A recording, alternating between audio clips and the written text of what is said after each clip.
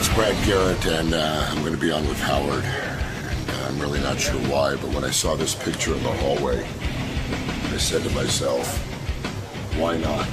Things can't get worse. You don't have a fish phobia, do you? Because that guy does. Is that what that is, a fish phobia? Yeah, he has a really bad fish phobia. Well, I am Jewish, so I get a little crazy with 4-day-old sturgeon.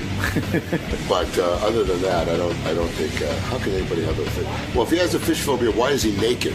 Maybe he just has a phobia about being around fish if he's naked. You don't see the natural connection? You know, no, I don't get it. Between fish phobia and nudity? I thought they always went hand in hand. Well, then you got to get a girl that washes, my brother. That's all I can tell you. Ain't nothing going on but the rent down there. You know, if it's fishy when you're naked, then I think we all have the phobias. What time is the clam chowder ready? You know Brad Garrett. What was that show he was originally? Everybody Loves Raymond. Right. How could you forget? Made a shitload of dough. Now he's got a new show on Fox, second season, so he's doing pretty good on his own. People like him. No Seinfeld jinx for the cast of Everybody Loves Raymond. Yeah, bring in, come on, man, what are you doing? Bring in Brad Garrett. Let's talk to this guy. He's a big, tall man. He's having success. No Seinfeld jinx for you. Not yet. No. Hey, come on, sit down. Let's get right into it. Brad's walking in like he's never seen a studio Dude, don't wander in here. How are you? Get down and let's go talk. I couldn't get even by here. No. Your security guy with his portrait on the wall. That freak. Yeah, he's a freak. What if something went down? What is he going to do? Ronnie has such fucking road rage. You know, Ronnie is... Does he really? Ronnie drives... He'll beat you up at the kneecap. How tough is he? He's not. Do you want to know the first thing he said to me? Where you going for Yom Kippur? Do you know what? I think I'm going to go to the museum of tolerance. They have a little buffet. Do they really? Yeah. We go there. I speak once a year. Nice. Yeah. That's what he said? That's what he said to me. Are you Jewish? I am. Yeah, I mean, no, how does he know that? See, that'll I don't know. put you in your place, I think because he smelled Chinese food. He's Jewish too, believe it or not. I know. I mean, you got a 4-foot Jew for security. You fear nothing, do you? You don't know. I got to tell you, you're not the only guy who points this out. Yeah, I mean, you're a guy that needs you need some backup. You know, you should get the black rapper who works for you if it goes down. Get him to hit the guy with Ronnie. Yes, just I might pick do up the that. white man and like throw him, like toss him. Because I always say to Ronnie, what Yes. would you do if one of these big guys comes in here, like Right. let's say Chuck Zito went berserk or something and went after me. Yeah. And he goes, "Don't worry about it. I know what I got to do." All right, he knows you're not going to survive. Every Jew says that. He'll run to the phone. Right. That's all we do. Why are you hassling the guy about the holidays? Really? Look at him. Dude. Yeah. Dude, guy's out of his- 71. Could you handle him? The guy's out of his mind. Why? Because he started with me immediately. Hey, you wanted us bring that down a notch. You'll never see Rosh Hashanah. Bring it down. No, Rosh Hashanah already passed. Yeah, okay. All right, yeah, right. What's your problem, man? I'll What's tell you wrong what with my you? problem is. I'll tell What's you what wrong it is. with you? I'm gonna pick you up and open you like an old Torah. That's what I'm gonna do to you. Just because you're tall, what does that mean? I bet you he can fight. That He doesn't can mean fight. shit. Let me He tell you can't something. fight. Oh, really? Yeah, really, because he wore a cop on Raymond. First of all, that was not make believe. That was Yeah, okay. I had to go through the academy. Did you? To do that? That's right. Wait a minute, Absolutely. did you shoot yourself in the ass? Absolutely. Oh, come on. When you were on Raymond, you were shot a, some cop you were you a were. friggin' usher at a Some temple, and fucking Howard cop. felt bad for you and brought you in here. Some You know? cop. You know what's gonna you know his show is getting canceled now. Really? Is it? Because he went to the Black Cloud Diner and he went into Scott's room. Oh, you went into Scott's I went room? into Scott. There were. That's a bad sign for the show. He had chips. I went in there. There were chips. I told him what happened to Tony Stewart after he walked in there. He didn't listen. Yeah, you're such a name dropper. Yeah. Who is that? Listen, Ronnie. Yeah. Honestly, No, Brad dude, has hit he into started with something. me. No, but he's hit into something. Every guest No. says, "How can that be your personal security guy?" And you always say, "I got to do what I got to do." If like I've said to you, if Chuck Zito, not that Chuck would do this, but let's say a guy of that size, got out of line, what would you do to subdue him? And you always say to me, "Don't worry, I know what I got to do." Look at that blank look. Look at that blank. He had no idea. He has no He idea. has no plan. Is that what Not you're at saying? all. No Do you plan. have a plan? No, I have no plan. I mean, honestly, Brad is kind of tough. I mean, he's a tall man. I'm not really tall. Because he's I'm tall? not really tall. He's tall, and he's a big guy. He looks like he can handle He has himself. a bearing, I'm at okay. least. I'm okay. I can take. I mean, look. Dude, he shot himself in the ass. Come That's a on. TV show, Yeah, I know. Oh my God, he really is taking that. And the bull chased me and hurt me too, and that happened. And that But happened. Ronnie, what is your plan if, let's say, a big guy gets berserk? Run. Even if Brad gets I'm going to crazy, run. You're going to run. I'm going to run. This guy has such road rage. I got to tell you a quick story. You've tapped into something here. Sure. I'm in the car What do with you him mean yesterday. what is this when he's All of a tapped sudden, in? he- Shut up. Go ahead, Howard. This guy, he's driving me yesterday. He starts driving through the streets like crazy. Cutting Well, he this woman can't see. off. He can't see over the dashboard. That's part Is of that it. what it is? Some woman cut him off, I guess. And I said, Ronnie, she looks like a tourist. She doesn't even know how she's driving. Right. He's going to teach her a lesson Oh, now. he's got to catch up with her now. With No, me I in the didn't back. catch Yeah, up. and he's cutting her off. You went into road rage. You got to control yourself, man. I'm in the car. I just want a smooth ride. So if I'm 2 minutes later, it's okay. What was that road rage It incident? wasn't road rage. What are you talking about? You know you had road rage. No, I yesterday. You were didn't. staring at her. I wasn't staring at her. I just off. moved over. That's all. Was she Asian? Was she Asian? No. Okay, so what's your? She came from Connecticut. All right. Well, then Oh, this is That stuff was you even gotta- worse. This is stuff you got to deal with, Ronnie, and it's fine. Well, you know. Gary Busey attacked me in the studio, and Ronnie where was nowhere. Ronnie? He was Did- nowhere did- to did be he I had to really? take him down. Did you? I took him down. He did. I did. Oh, did you really take down Busey? I took him down. How did you do that? I grabbed him around the neck and I pushed him into the ground and locked him down on the ground. Did you really? Yeah. How come I'm never here on those Yeah, you days? always come the that's- worst days. I know I do. I got Ronnie giving me shit. Attack Howard. See, we'll see what Go happens. ahead, attack him. Do me a Gary. favor, attack me, and then we'll see what Ronnie does. I'm going to walk out.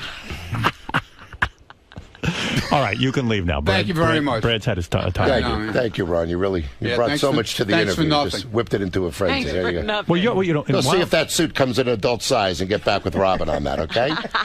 Stay in the portly rack. Brad, seriously. How do you do that? What? A big guy like yourself, people all over want a piece of you. And he's so small. I thought he fell out of my ass when I walked up the stairs. Well, you're in Hollywood. You see, Right. like you go to all these shows. You see the Britney Spears has a big black guy. Yeah. You probably expect me to have either a big black guy or the guy like from Jerry Springer show, the big tough one guy. of those guys. Yeah, or maybe a guy who's built like an ox. Yeah. How about a guy who's not as a little bit bigger than the clitoris picture? Right. How about that guy? Did you see the clitoris picture? I didn't. I I'm was gonna hoping show you'd this share to it with you. me. I'm going Yeah. to share with you right now. Maybe we should You're a use star. Ronnie as like the scale. You know, if it's bigger than. let me We see. just announced this contest yesterday. This is the first entry. Came in on the email. We're very excited. We've checked. It's a woman, which I can't even believe. Right. But it is. I'm going to show this. You're going to Seriously? I want your Okay. reaction. All right. I wouldn't even know what one looks like. Here. I bet it's. That's where it is. Okay, that is a Oh, my no, goodness. that is. Well, she may have me beat. That's sad. Me too. You too, really? Your rabbi get crazy with the clippers? You know what I was thinking, Howard? Is it my penis is that small? I think it's on our frame. No. I think it's because it's on our frame. It's that small. No, it is. Yeah. Like my penis on Ronnie, he'd be Huge. a human tripod. Right? He'd need a transfusion if he got an erection. Do you think But I'm out of my mind having him as security? I think you should think about it. I think this is. I mean, it's a new age, man. It's a What? new age. Doesn't this guy have any other material than me? What's his problem? What is wrong with you? Can I handle this? What's wrong with Are you? you ahead. bonded? Are you bonded or insured? Go ahead. What do Because you I want to feel say? like wiping the floor. Is anybody... Okay, Ronnie, go check on the Smurfs. Okay, they're making fudge in the tree, Ron. They're making fudge in the tree? Yeah, His you whole like that? family. I like that one. That's a good one. Little reference. You are a tough guy, though. You I'm really not. But no, you I'm got really into a not. thing where I hope I can bring this up. Sure. You had to smack some photographer around, right? I helped him focus. It was a simple judgment, and I couldn't get to my car. I rarely go down that road. First of all, my picture on eBay sells for $4. Right. Signed. Yeah, so it's not like you What are mind. they getting? You don't mind anyone videotaping you coming out of a restaurant. I don't care. But they were like flies on you. I It heard was the tape. really strange, and there was this. He was taunting First you. of all, these people. They stay in the sun all day. You You think they take some of the tabloid money and pop for a speed stick? It is a sad life. None of them are, none of them are really from here. Right. And I had this guy, giving me, shit. wearing a turban, giving me shit. Right. And photographer was wearing a turban? My first date I had in like 8 months. Yeah, you were on a date. I was on a date, and I have to tell you, she was a foreign gal. Right. She was not great with the English, so I was in heaven. Right. And perfect date. Yeah, and she wasn't legal. She was hot. She was pretty. For me, she was extraordinary. Right. I mean, unbelievable. And is there a lot of pressure in Hollywood to have a hot wife or a hot girlfriend? There is, right? Other actors look at you and say, "Hey, you're Brett Garrett. You're on a TV show." There's pressure. Again, with me, they just can't believe she's upright. You were at the Emmys. I was at the Emmys. Right. Did you bring the girl with you? I brought my manager with me. No, I didn't bring her because, first of all, she was so scared to death. She was from like literally another country, and she didn't know about. And I don't think she was legal because they came out of the woodwork when we left the restaurant. I don't know why. I think there were some big names in there, and they were just. They happened to be around. If you look at the tape, I go, Harvey Levin, because he's a real, I have to tell you what a real, legal animal. He went from, kissing Wapner's ass, right? To all of a sudden he's a big attorney in his little makeshift office that they should have been. And I go out and she sees the cameras and everything, and she ran. Freaked out. She freaked out. Because if you see, I come over to the passenger side of the car to be a gentleman. I open, there's no one there. So now it's Garrett with his imaginary hooker. Right. All of a sudden. She was hiding like behind a Volvo. What were these guys doing to you? They start in, they're screaming at you. They started screaming because stuff. you would talk to them, they call you a racist. They called me a racist because one of the guys one of the guys on camera was a brother. Right. And if you know my act, I kind of make fun of everybody. That's kind of what I do. Right. And he kind of got a little pushy, wouldn't let me get around him, and I said, "My God, how'd you get in Malibu?" Why don't you think I can come to Malibu? Why can't I be a man for my color? And it just set me off. Escalated from there. It just set me off. You pushed them out of the way. Well, and then the video. I just wanted to get to my car. I couldn't get to my car, and But these guys are looking for a lawsuit, right? They're looking for a lawsuit. So you weren't sued, were you?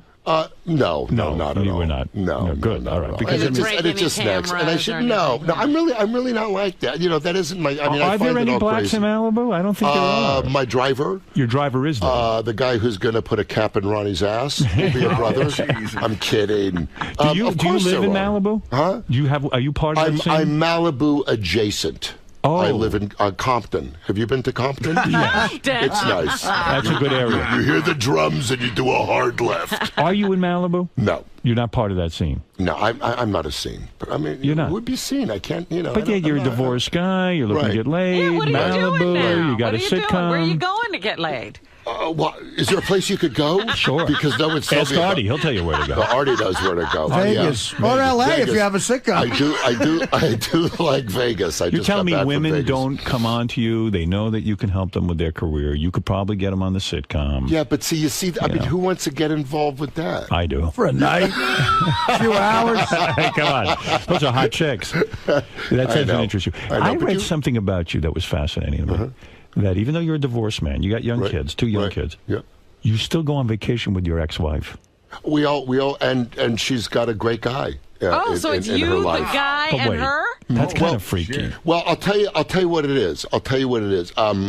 It wasn't vacation. We do things together. Like we all went to Disneyland a couple weekends ago. What it is for the kids, and without pontificating here and trying to, when kids are young, right, and they don't really understand what divorce. A kid, because I came from divorce, and my divorce when I was growing up, my parents was a lot different than mine. Right, angry, they hated each other. It was very difficult. It was all of that. Right. And your biggest fear when you're a child going through the divorce is mommy or daddy are going to be replaced. Right. And it's important for them to know. Now, I'm lucky she happens to be with really an amazing guy, and she found a great guy. Do you think he's better for her than you? Oh, absolutely. Right. Absolutely. I told her when I left. I believe that as well with my situation. Well, how could it not? Yeah, he's a great guy.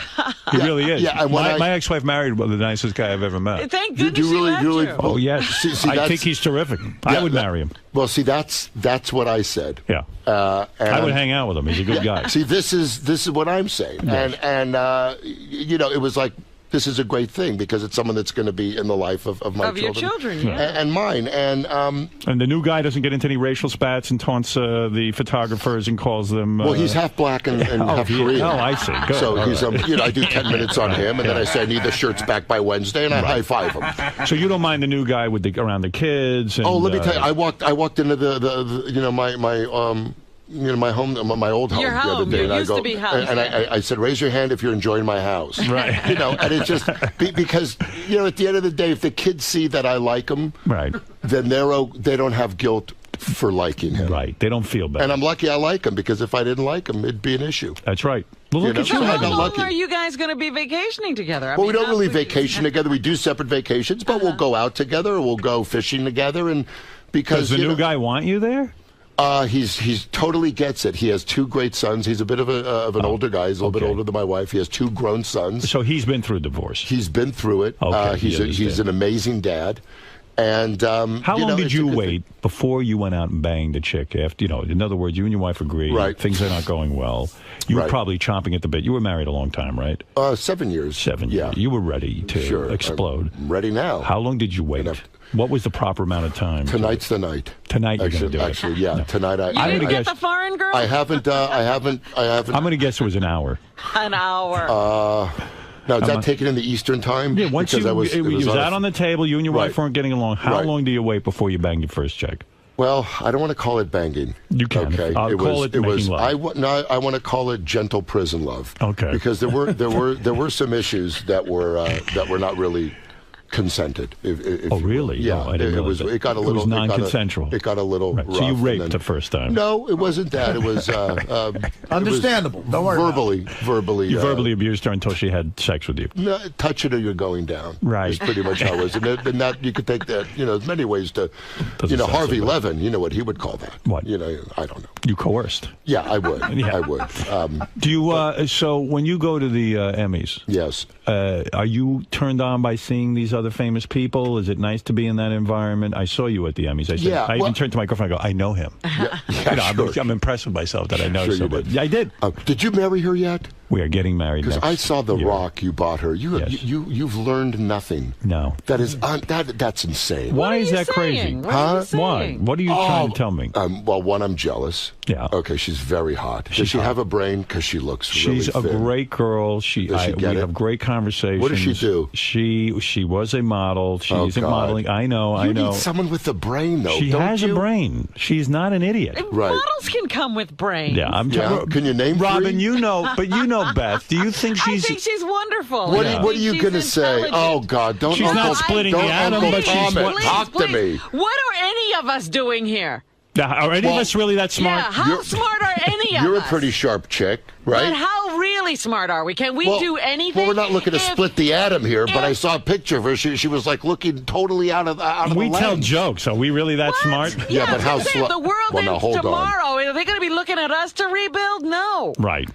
When she Uncle Tom's it kills me. She's not Uncle Tom. No, She's giving you her opinion. No, that is not her opinion. She graduated college. About? Did she really? I don't, well, she had 3 years of She speaks college. French? She's What are you fluent in talking French. No, that's okay. That's hard. That's from a hair lip. That is not French. No, she's really. What was that? speaks 9 French, carats? Beth? What? What was that? 9? No, 10 it carats? was like 5. It's gorgeous. Beautiful. It's gorgeous. But I'm in love.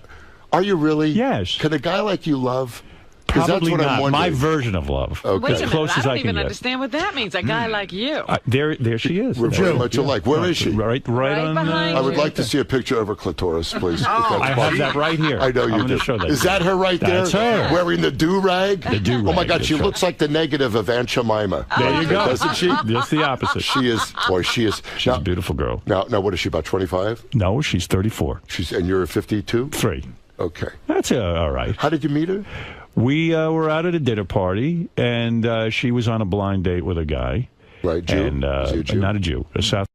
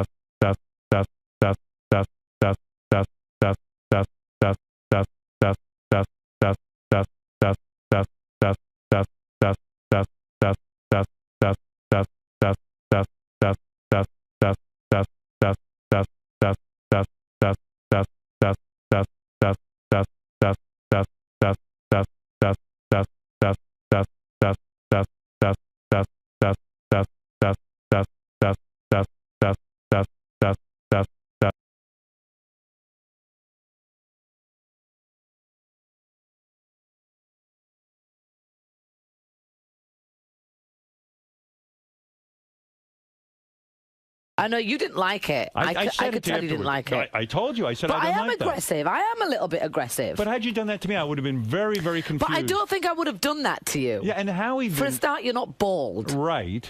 But Howie didn't. I mean, when I'm on the judging panel, I'm in a zone. I'm trying to do a good show. Yes. And I trust that my other judges have my back.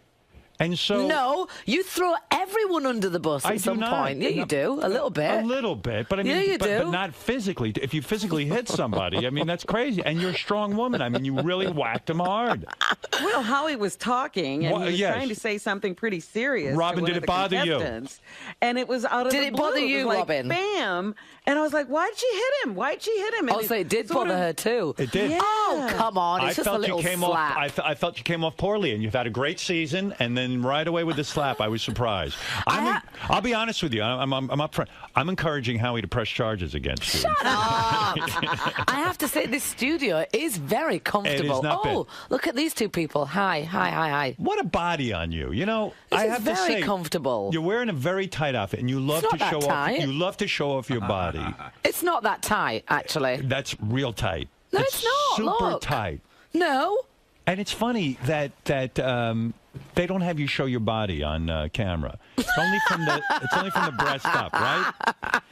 Because the judging desk is here, and I rest my boobs like that. Yeah, well, it's a lot of fun. Let me talk about Spice Girls, okay? Yes. Because I find this very interesting.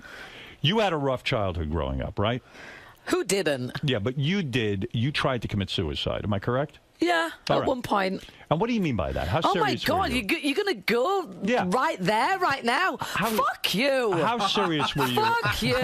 Not even going to go there with you. But how serious were you about? How old were you when you really had these thoughts of suicide? Well, I think everybody has a bit of a rough teenage phase, don't they? Absolutely. Whether you're a boy or a girl or straight or gay. It seems to me you're talented, you can sing, you're a good-looking woman. I don't think of you as having a tough life. What were people... No, you know what it is? Being mixed race sometimes can be a little bit difficult. Your mother was white. You're a bit of black, you're a bit of white. It's kind of all combined. Right. Do you think of yourself as a black woman?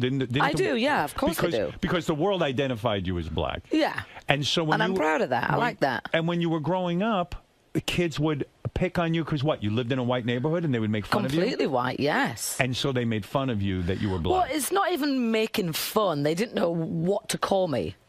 Right. Black, white, Indian, whatever. Would people not be your friend because you were black? Kind of. Is it true you got spit on? It was a bit strange, You got spit on? It was a bit strange growing up in Leeds. Don't forget, I lived 4 hours out of London. So it's countryside. So they're not really used to mixed relationships. Because so even my mum and dad getting together, that was a bit kind of harsh on them. They always make it seem like America is the one with the race problem. In Europe, especially in England, we don't have those race issues. But they do, don't they? They do everywhere, I think. Yeah, they're all full of shit. Of course they do. I mean, because I go over there like, we don't have that history with our black people. We don't even think about the fact that they're black. So you got spit on. Yeah, I mean, I'm not going to play the sympathy card. I mean, everybody's childhood is a little bit rough. But for you to want to kill yourself is pretty serious. Yeah. Yeah. And it was odd. How far did you get with that? No, seriously. What was the plan? Shut the fuck up, Howard. Why? Shut the fuck up. I'm going to see you at work tonight, and I'm going to slap you on the fucking head. Why? Shut the fuck up. What am I doing wrong? I'm asking you. We're doing everything wrong right now. You want to talk about sex? Have you ever squirted? I mean, what do you want to talk about? No, I don't want to talk about sex. But this is your life. It is my life, and you told me that you were going to grill me about this yesterday. Where did you go to become a Spice Girl? You answered an ad in the newspaper, No, right? that wasn't to become a Spice Girl. That was for a girl group. We got ourselves together. Okay. Yeah. And you did get yourselves together. That's right. And then we hired Simon Fuller. How do you find all these other girls? How did you find, Posh Spice? The audition kind of circuit is very small. You see the same face on the same audition time and time again. So you become friends. It becomes part of your family. What age do you start singing? About 10. Were you recognized as a great singer? Like people said, she's going to be a singer? Yeah. That was it? Yeah. And so you go around, you make the scene. How old are you when you meet up with these other Spice Girls? 16, 17. And the smartest thing you did was getting this guy Simon Fuller as your manager because... No, it was smart for him to be with us, not the other way around.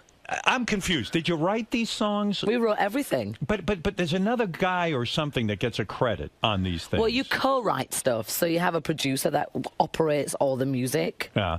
And then you co-write. So is that what is necessary, that you have to have a team of people nowadays in pop music? You have to have a bunch of people who all collaborate? No, it's not a bunch of people. It's one other person. Oh, who is this guy? Or two other people. Who are the two? Actually, it was Matt and Biff that we wrote most of our songs with. Matt and Biff. Yeah. Did they make a fortune on this? I think so. All right. Because we did. When you sell, I didn't realize how wealthy you were. When I met you. I didn't realize how wealthy you were. Well, listen, I'm a very successful entertainer. She didn't think anybody was richer than her. Right. You're very... No, I did. Shut up, Robin. But when you have... You can shut up too, Robin. Yeah, Robin. But when you have a 5-girl group, it all has to get split, of course. Right. So, and you're by yourself, so you're probably more richer than I am. Well, but you're also involved in a lot of businesses. I talked about this on a bus with you one time. Yes. You're a real entrepreneur. Mm-hmm. I didn't realize the type of dough you had. I thought the Spice Girls, I didn't realize they wrote any of their own songs. And so you get money from the publishing. And I didn't realize how many records and things you sold. Those were the days to be in the music business. Yeah. You can't sell a lot of records now. It's tough, right? It is tough, especially if you don't have good management or if you're not aware of what goes on. So then, you're screwed. How do you write a song with the Spice Girls? You, Posh, go in a room somewhere? We sit in a room and we all chill out a bit, maybe have a glass of wine. Are you a musician as well? Do you play instruments? I play drums, yeah. You do? Yeah. Do the other girls play instruments? No. I kid you about this. Why do I get the impression that Posh was more hired for her looks than for her talent? Nobody was hired. We were just in it all together. All right. But when you go all together, you look at each other and you say, what's going to sell, right? You guys were thinking about We were commercial. very business-like. And I got the feeling that you could sing and you could dance. Sporty Spice was a singer. Yeah, she was. She was the main singer, I would say. Baby Spice, was she a talent? She was a great voice, yeah. Very, very, very high harmonies. But was Posh someone who actually wrote the songs? Did she get a writing? We all wrote it together. They really did? Yes. Or is it just the way it went? 100%. Oh, I didn't know that. 100%. See, I had the feeling that some were more than the others. No, I think where somebody lacked, somebody filled it up. So when you sell 80 million albums, the split is between the 5 Spice Girls and the 2 guys who helped you write that stuff, right? Yes. And Simon Fuller's your manager. What does he get? Because that's I'm trying to figure out. Next to nothing. Did he really get next to nothing? No. He got his fair. What does a manager get? Tell me how show business works, because I don't understand. I'm not telling you. I'm not going to go into details about my fucking contracts. Yeah, but I'm saying. You tell me what you earn from Sirius Radio. Everybody knows what I earn. How much? I don't know. But I'm saying, I'm not asking you for the amount of money. I'm saying the percentages. A manager gets like 20% of your income, right? No, less than that. Oh, less than that. Yes. And Simon Fuller is the guy who created American Idol, right? That's right. But you guys fired him? Is that correct? Well, we hired him, then we fired him, then we hired him, then we fired him. Why do you fire a manager? When everything is working, why start firing people? Do you start to think you could be bigger if you had somebody else? No, just some certain things went on and it just wasn't appropriate, so we fired him. And the name Scary Spice. Yes. It was a good name. You like that name? Yes. And you like this. You like it. What are you moving? This. Tissue box? Yeah. What are you nervous? Because I can't see you properly. Wait, the name Scary Spice. Yes. That kept people away from you. And you say you like it did a little bit, and I didn't mind that at all. And was it crazy? Like male groups go nuts when they get famous, right? What do you mean no? You went crazy sexually. No, I just had a lot of fun. When you had a lot of fun, you had sex. I had a lot of fun. You're a free thinker. That's the impression I get. A free thinker. I think I'm very thought out and planned. Yes, but when it comes to sex, you're like a guy. You are going to take advantage of your situation and have fun, right? I can have a guy mentality, or should I say I did have a guy mentality back in the day. Yeah. And why not? I was 18 and on the road traveling the whole world. And you've said about yourself that you are open, you are here's the quote. I'm going to give you the quote that you said about yourself. I'm curious about you. You have notes? You have fucking notes about me? I have tons of fucking notes. What the fuck? That's right. Here's what I said. I need a Diet Coke. Can I get a Diet Coke, get a Diet please? Coke. Woman has a lot of demands. Is that possible? Mel says that you and Jerry, Baby Spice, used to drive around and pull your tops down for passing motorists. Why did you do that? And why didn't you show me? We did that once. Me and Jerry. Why didn't you show me your breasts ever? No, I would I'm love going to show you my breasts. No, me and Jerry did that once because we were bored. We were driving on the freeway, the motorway, it's called in the UK, and we were pulled up against a car. And we dared each other to flash, and so we just flashed to see the reaction. It was funny. And when you became famous, did you go back to your old neighborhood and all the people who spit on you? Of course, I still do. But did you ever say to the people who spit on you, do they ever come up to you now and want to be your friend? Of course they do. Does that drive you insane? I've had many people tell many stories from my old neighborhood, and you know what? It's laughable to me. I don't get bothered. I don't get offended. My skin is very tough. It saddens me a little bit, but I'm like, you know what? What makes you sad about it? That they couldn't be nice to you when you were just a kid? Exactly. And now that you have fame, they've sold their story and they've got their money and that's it. And I will never speak to them again. What do you mean they sold their story? They go to the tabloids and say something negative about you? Of course, they sell a whole story, a whole package. Are you on good terms with your family? Are they? Yes and no. Yeah, I can't figure that out. You have a sister, right? I do. I have a younger sister, 5 years younger than me. But she has criticized you for not taking care of your mother, right? Oh, you know what? What is that about? I take care of my whole entire family, and I always have done. But why, Mel, why would your family I think sometimes the British press write things that are completely not true. And it is what it is. And they get away with it because the libel laws are different in Europe, aren't they? It's a little more relaxed. I mean, in the UK, a press guy can stick a camera up your skirt and touch you and be aggressive and not get charged. Whereas in America, if they did that, of course they can get completely charged. That's amazing. Yeah.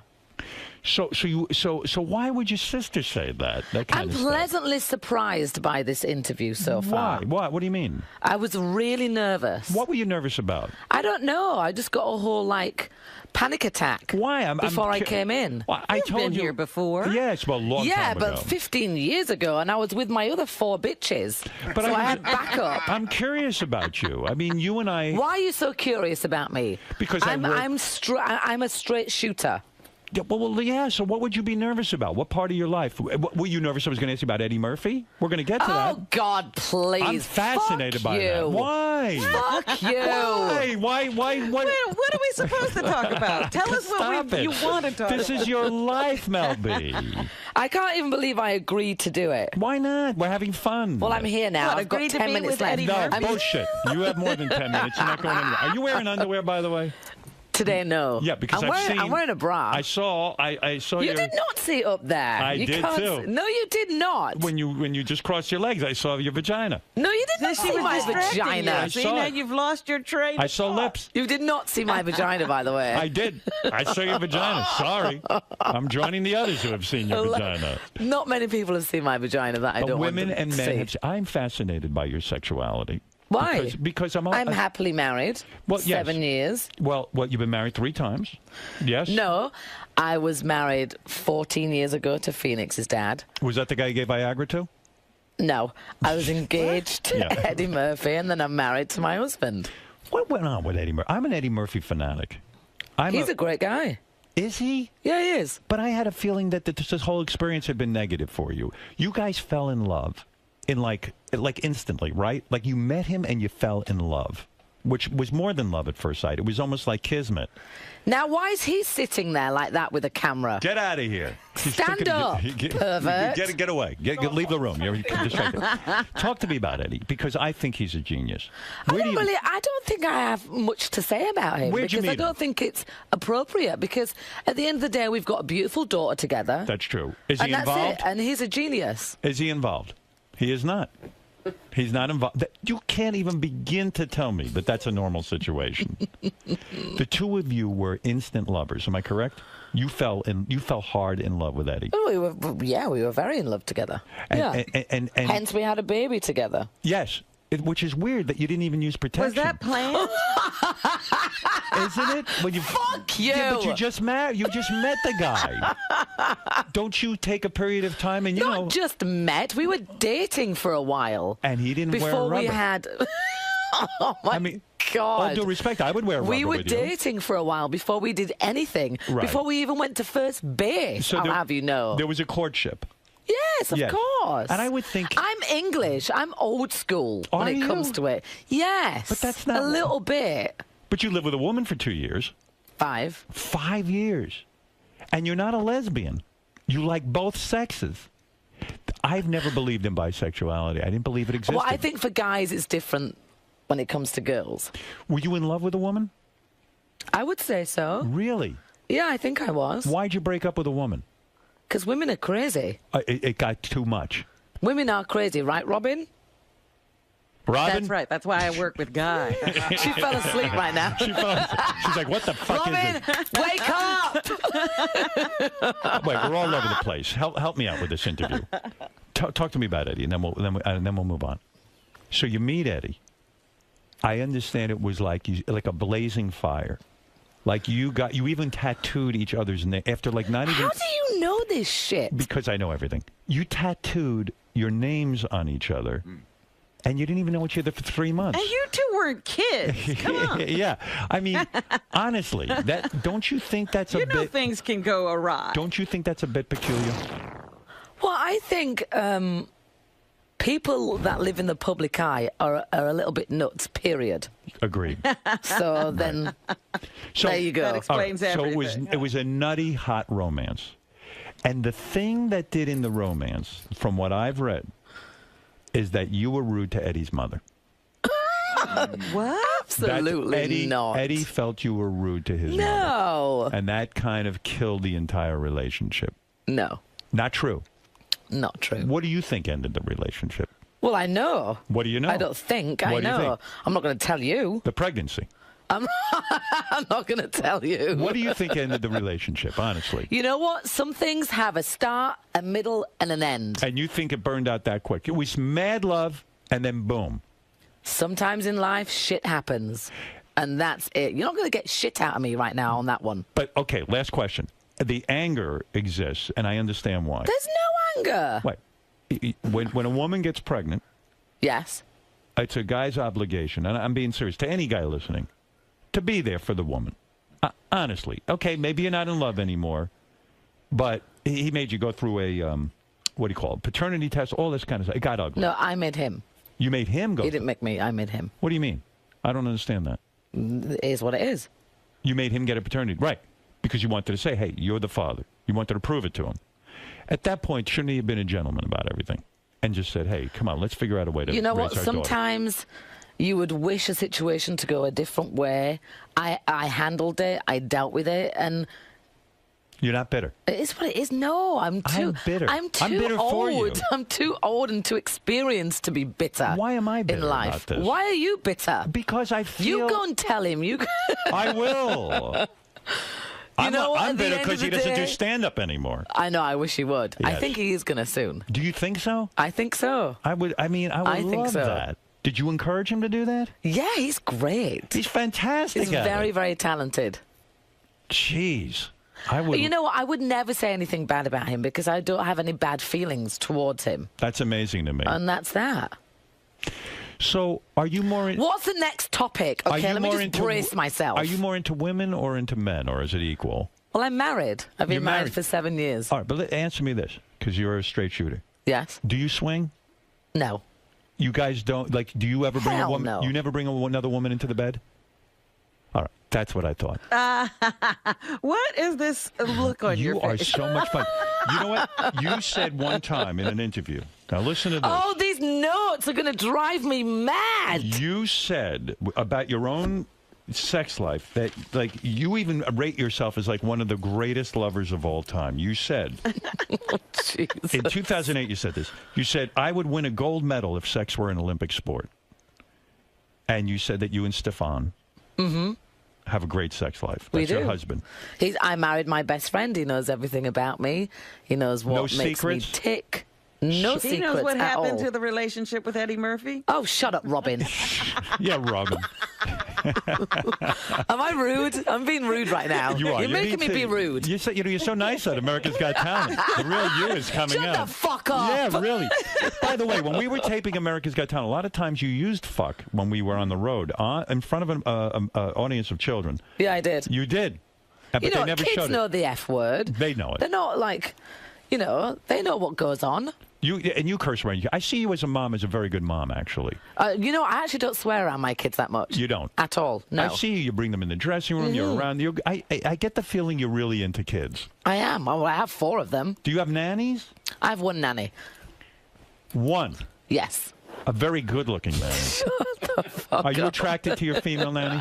Be honest. No, I've known her for like the last 5 years. You've never No, had she's sex my with her? employee. Have you ever wanted to have sex with Heidi? No. You don't no, find she's her too attractive? old for me. Clear something up. Is she too old for you? You're attracted. I'm That's joking. great. Heidi, I'm sorry. Hey, Heidi, you're too old for her. Unbelievable. I like them young and perky. Yes. Where do you? So, tell me something. How it works in your marriage, because this might be the secret I'm not. to a life. No, I know. Yeah. I'm not going to tell you. You've never slept with the nanny? I'm not going to tell you. If Heidi threw herself at you, would you ever sleep with her? No. No way. No. Why? What's wrong with her tits? What was that you did? What was that you just did? Tell the audience. No. You don't like her breasts? No, I think she's absolutely gorgeous. Of course, yes. Of course. Yes. But her breasts hang too... Do her breasts hang too low? Is that what you're You are saying? not going to get that out of me. You're just not going to. Is the relationship between you and Heidi on America's Got Talent fabricated to a degree? What do you mean? What do you mean? What I mean is, I overheard a conversation at America's Got Talent when we first started all working together. Yes. And you were kind of buddy-buddy with Howie. Heidi was sort of more in my camp. And they said to you, I thought I heard, and maybe I'm wrong. Tell me. I thought they said to you, hey, girls, you guys have to look like you're friendlier with one another. And then you guys made a conscious effort to be friendlier. No, I've known Heidi for years. Oh, you have? Yeah, I've been on many of her shows. So if I've known her for years, so it's not a fabricated, you like her, fake thing. I think she's really adorable. If you had, and she's a businesswoman. She's smart. If you had to sleep with one of us, I'm being serious. There's myself, there's Howie, and Heidi. Would it be Heidi? You have to. In other words, it's to like save your children's lives. You have to sleep with one of us. It's a despicable. Well, take children's out of it. All right, take whatever the reason is. You have to sleep. Who with would one I of us. sleep with? It depends. Do you have a big penis? No. Oh, then it wouldn't be I you have then. 6 inches fully erect and flaccid. I'm about Is it an thick inch. or is it Heidi's thin? penis is bigger. Thin. Oh, And God, almost, that's awful. But you'll never feel a thing. It's almost like not Yeah, having but I sex. want to feel something. I'm being honest with you. And So then it wouldn't be you. All right. It wouldn't be Howie, because I think he's a little bit gay anyway. Right. And it wouldn't be Heidi. You know what? I'd fuck myself. No, come on. Who no. would it be? You have to fuck one of us. No. Stop it. Well, yours is thin. Well, Howie's, it's he enough has to no get the rhythm. job. Howie has no rhythm whatsoever. So it would be that Heidi. would be not very good. So you would sleep with Heidi? No. Then who would it be? You have to sleep. It's to save everyone in the world from being blown up. You have to do that. You have to to get fuck one of chemical us. weapons out of Syria. Right. Who would you have sex with out of the 3 of us? Neither of any of you are Understood that you- remotely attractive. Right. To me. We know that. If you was to say you had a thick penis, Right. then maybe that would be an option. Right. But you don't. I could please you. I've never heard How? My penis. No, you said it's thin and I wouldn't feel It's a thing. not that horrible. I mean, it gets the job done. My wife seems to have a good time. And your with it. wife is gorgeous, so Right. there must be something going on there. Would you have sex with my wife? She's very hot. You would have sex with her. I know you would. I don't know if I want to say yes or no on the radio, Right. but she's very hot. I respect that. Now, get back to your life now. When you have a marriage where you can bring other people into the bed. Who said that? You just did. I never said anything like that. Yes, you did. No, I didn't. You said that. I said no comment. How does that work? Do you have to go find the girl, or is it up to your husband to find the girl? How do you decide on someone? Who said that even fucking happens? But it does. I think in your brain you would like to think All right, it I'm going to happens. ask you point blank. Has it happened in your marriage? What time is it? Do I have Right to go now? to the Today Show? 8:43. Forget the Today Show. This is way more interesting. Tell me. I want to know these things. Come on. And and don't you get jealous if you see your husband with a woman? Me and my husband have a great relationship, and that's that. He's my best friend. Oh, I'd be your best friend, too, if you let me bring a couple of girls home. Is it horrible to be honest and tell people how that all works? What are you asking me? I'm curious. What the fuck are you asking me? So you've had threesomes. Let me put it that way. No. You have not. Says who? I mean, outside of marriage, when you used to be with boyfriends and stuff. Oh, back in the day, I had fun. You would lick these women? Will you lick the women? Why do I think of a cat when you say that? I wonder what goes on with you. I just feel like you're on fire. Robin. Yes? If you want to jump in, just jump in. Go ahead. Right Ask now, your Robin. question. I'm waiting for an answer of something. Any question. These women lick you and they get excited. Well, listen, you lived with a woman for 5 years. Yeah, I was in a relationship for 5 years. Did you miss? You had no penis for 5 years. Is that true? It is? No. I don't understand. Is it? Were you ever attracted to any of the other Spice Girls? Always. Yes, they're my homies. Was there ever an Was affair? there any sex? Yeah. I kissed all of them, yes. You mean in a real way, like a French kiss? No Yes. kidding. So are they all bisexual and stuff? No. I got my tongue pierced. Yeah. And I wanted to try out my tongue pierce. Right. And so I kissed them all. No kidding. Yeah. Why did the Spice Girls break up, Mel? We Seriously. didn't break up. We're still together. But you guys don't. I mean, I know you went out and you did when was the last tour that you did? Olympics. Well, Olympics. it was a performance, not Okay. a tour. Right. But didn't you guys go I'm out- exhausted. Why? I need to go to bed. You've tired me out. What You haven't the said fuck? a thing. You haven't told me It's anything. really tiring and exhausting. Seriously. Oh, stop it. Stop it. You don't even give me breakfast? This is how you treat There's me? breakfast in the green room for you, waiting. No, there wasn't. There was one croissant. That was for you. how much breakfast do you need? You got to fit into How your much of outfit that do tonight. you want? We have to cut that This is up. more than a croissant. What do you say, croissant? Croissant. Are you enjoying doing America's Got Talent? I do, and I am actually going to miss it. You are. I want to miss you, Howard. I'm going to miss you I am too. a little bit. You know what? I was excited about working with you because I had seen you on Australian The Voice. X Factor. Yeah. And I thought you were quite good. Thank you. Because they said to me at some point, hey, Mel B is going to be a judge. And I said, oh, what's up with Mel B? I mean, you know, they said, check out her tape. And you were very forthcoming and straightforward. And I like that about you. And I have to be, I think it worked out. It was a nice season, you know? Good. Yeah, it was good. I've really enjoyed it. Yeah, it was fun. Really enjoyed it. Yeah, me too. And surprisingly. Tonight should be good. Tonight's going to be killer. 6 great performances. Yes. Were you upset with the vote last week? There were 12 finalists. Mm-hmm. I felt that some people who were more talented got overlooked. But you and I argue about this. Yes. As much as I like him as a person, the country singer. Oh, Jimmy Rose. I felt that America was going to... You really like him. I really liked him. I didn't think he deserved... He's grown on me, and I don't like country. I do not like country music, but he is definitely... What are you doing? What do you want, Garrett? What do you want? Mel has to go. Where? She has to be. She has to be across the street in 12 minutes. She's all makeup ready. Are you ever going to tell me about these threesomes? Who said anything about threesomes? You it's nodded in your brain. I think it's in your brain. When I said, do you have threesomes, you nodded yes. And you would fuck me, believe me, you would. Small dick or not. Over the other two. She would. She likes me. Who wants skinny and small? You want thick and big. Well, I don't have that. I'd like to also look like... Had? What is the biggest you've had? What's the biggest you've had, fucking Robin? 10 inches. Tell me. I know that. She told us the other day. We talked about it last week at length. We talked about it the other day. Oh, you did? Yeah. And how was it? Was it painful? It was painful, yes. She got 5 inches in. Really? Yeah, so just the tip? Yeah, just the tip. That was it. See what I mean? You know what we're talking about. You've been around the block. Of course I do. I haven't been around the block. Is the reason the Spice Girls are no longer... I know you say you're together, but you don't perform together.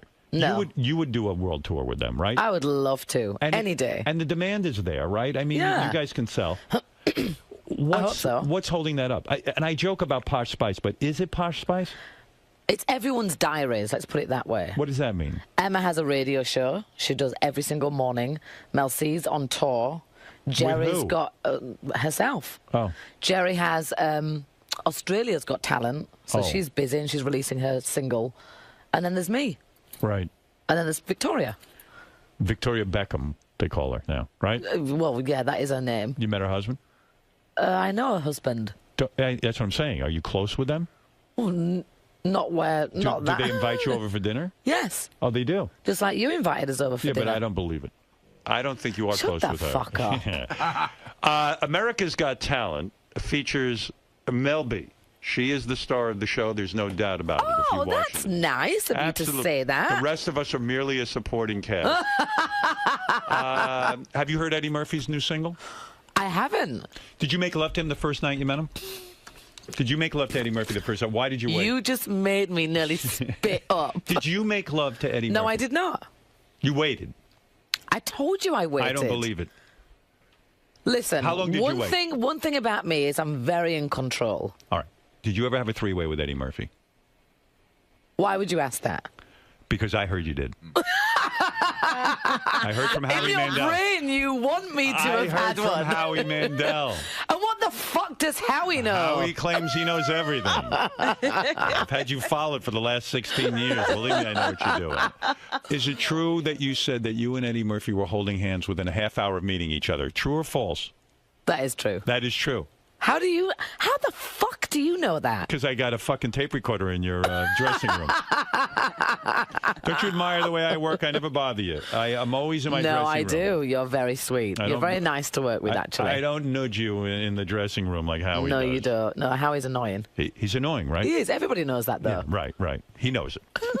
Okay, I have to go. All right, listen, good luck on the Today Show. Good luck on America's Got Talent. I survived your talk show. You weren't honest. I was honest. You didn't talk about. Fuck you. You didn't talk about be open and honest. You did not talk about making love to women. She was a very open Why would I woman, talk about making love to women? Because Why? I think you're all about girl power, and you've got. I am all about girl power. And the gay and lesbian community needs people like you to come out and talk about this stuff. Now, come here and tell me about when you licked a woman. Oh my God! Get over and tell me out that. of the studio. I'll see you tonight. Lock her in. Bye, Mel. There you go, Melvin B. Do you think she was irritated by you? No, I mean, I hope not. I mean, what did I mean, Nothing. Do you think she was? No. No. I mean, I never know. She's a playful gal. Playful. Richie Wilson says to me after she comes in and everything, he goes, dude, Al Pacino, great ass.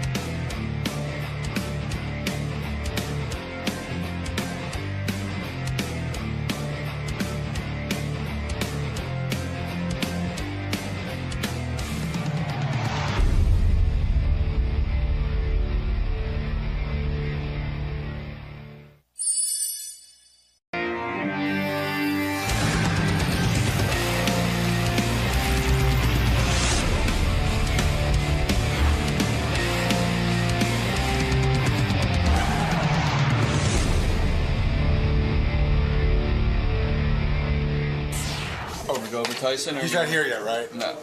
Will and I are like, I've been telling them. He may not even be here. No.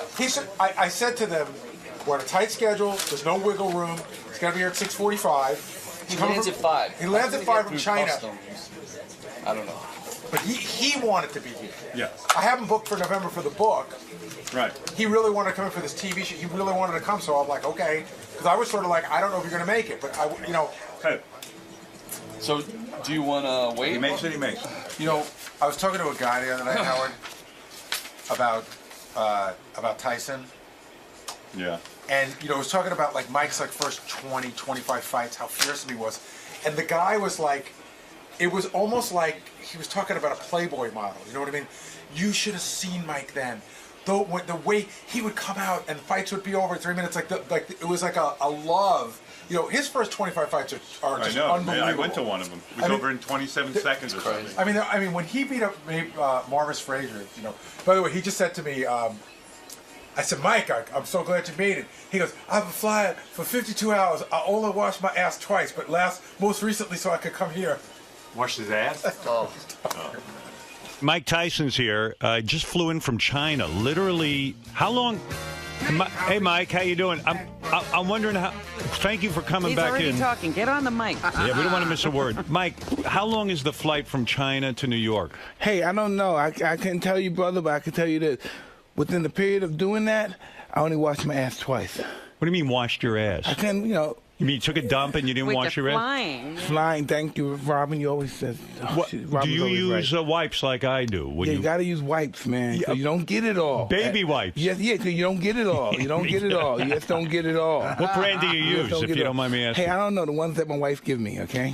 Are you embarrassed that your wife has to go buy your baby wipes? I am tremendously ashamed of that. I'm not embarrassed because I just use the ones that she has for my children, Yeah, and aren't they the greatest? Oh, she doesn't even know you're taking Right. Does she ever say to you, hey, I can't find the baby wipes for the children? No, because if she looked at my underwear, she said, baby, you should use baby wipes. You use baby wipes. Before I used baby wipes, I used to take my finger and poke all the way up because I would itch so bad. Hey, Howard. That's a thing of the past now for me. Whoa, that's pretty cool. Did you ever suffer from hemorrhoids? Yeah, because I strained the fucking dump. What the secret to that is, if I may say. Are you exhausted? Seriously, what were you doing in China and what was going on over there? I have no idea. Why did you go? $50 will travel. Oh, yeah? Was it a promotional thing? Yeah, I forgot what it was. I forgot. God. Are you serious? Really? You just did it. Well, I'm going to tell you if you allow me to. Yes. You really have no idea why you're in China. I mean, that's crazy that you went to China and you have no recollection of what happened there. You need to talk to my publicist, Joe. Are you serious? I remember. It's just. What do you make of something? I've been dying to ask you about this.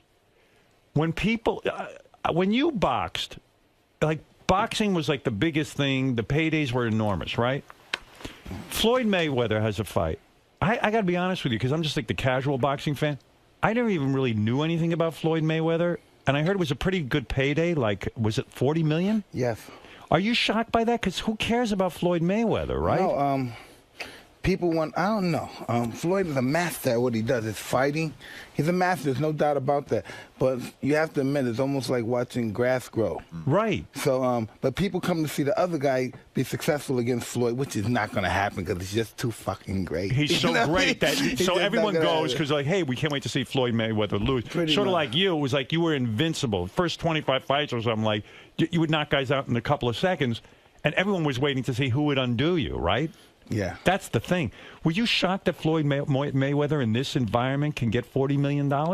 No, because he's the only thing you want to watch. He's the only one. He's the only one. But I feel like boxing is like since you're gone, like. Well, that's why I'm gonna bring it back. Are you collectively? You know why, Robin? Because I'm gonna start promoting boxing my own way and bring my own fighters. And these guys have to listen. I was trying to tell the guys in the green room. Yeah. Sometimes we live in a political correct environment, but you can't sugarcoat it. The only way to have great fights, the guys have to have animosity against one another. They have to hate one another. They have to want to kill one another. And I know it sounds barbaric, but that's the only way we're going to get the excitement back in fighting. It's like professional wrestling. That theatrical. Muhammad Ali understood that. That's real. Professional wrestling. That's physically real. I mean, you wanted to kill those guys. I remember some of the press conferences. There was no faking that. You wanted to kill those guys. Yeah, I was a really insecure guy, and I knew if I lost, there's a possibility I wouldn't get my dreams. So I really wanted to kill them. When you look back on that Mike Tyson, are you like, I must have been on my fucking mind? 100%. Who the fuck was that guy? Right. Because that guy? Because you almost have to be a crazy person, to get in a ring. Hey, the best thing that ever happened, Howard, was that I retired. The best thing. Because I was like the guy in the ring and out the ring. And plus, you never turned it off? I'm knocking the guys out so fast, so all that energy is still built up for a long fight. So after I do that fight, I go outside and get into a fight as well. It's so true because your training was so intense that you go in a ring, you knock out a guy in 27 seconds, and now you're pumped up and jacked, ready to fight. And it's almost like, bring me another guy. Over. 100%. Yeah. And then you'd go out and get in a fight.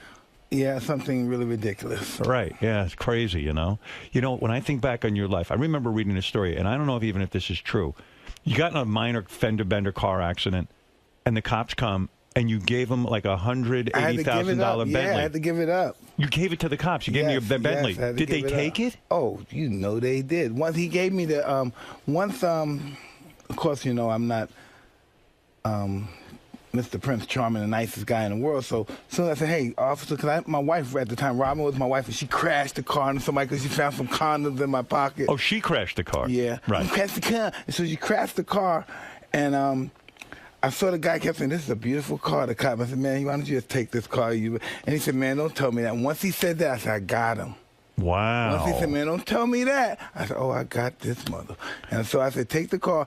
And I believe Robin had hit the guy, and the car had hit another guy, and his arm was hurt. And the guy said, look at my arm. And the guy said, man, didn't I tell you one more time? The cop said, did I tell you one time, get out of here, don't get in my face. The fact that you gave the cop the car was the smartest thing, because then everything went away. Everything went away. How much was that car worth? Probably $200,000 at the time. Don't you think that's another sign that you were completely out of your mind? To give away a $200,000 car was tip of the iceberg, because you must have given away half your fortune like that. I know, but at the time I was in love with my ridiculous wife, and I didn't want her to get in trouble, so I gave her a car to the guy. Yeah. You see her around at all? Why did you call her a ridiculous wife? Well, he had a whole... my wife was ridiculous back then. She crashed my car into somebody because she found some condoms. Well, I mean, women get upset but when she didn't care. She just made that. She didn't care if I was screwing anybody, because she never loved me or anything like that. So Did you have good sex with her? I don't remember. You really don't? No, I don't remember. Is that true? 100%. Jeez, I remember. I guess that's true. I don't remember sex with everyone. Remember? No, you don't. But I went out with Robin. Especially when you want to forget it. So. Robin and I went out. I know. Yeah. I had a nice experience. No, it wasn't horrible. We had a nice time together. Well, you don't look hard to please. I'm not. You don't look hard to please. I'm pleased if someone will pay attention to me. No way. I'm hard to please. Are you a difficult guy to be in a relationship with? 100%, yeah. Get back to Floyd Mayweather for 1 second, because I don't want to forget this. So Floyd Mayweather walks into the ring. Now, I was there at one of your fights. When you walked in the ring, it was fierce. You walked in alone, no entourage. Like you had like a black towel around you. You looked like a guy who was just fucking ready to kill somebody. It was intimidating. It was awesome. Mayweather walks in with Justin Bieber. What does that intimidate an opponent? No, but I know you. I don't even want to say, but this is a sophisticated master fighter in there. He's a sophisticated boxer. It doesn't matter who he walks in with. No. How would you evaluate it? In your day, though, would he have been a challenge for you?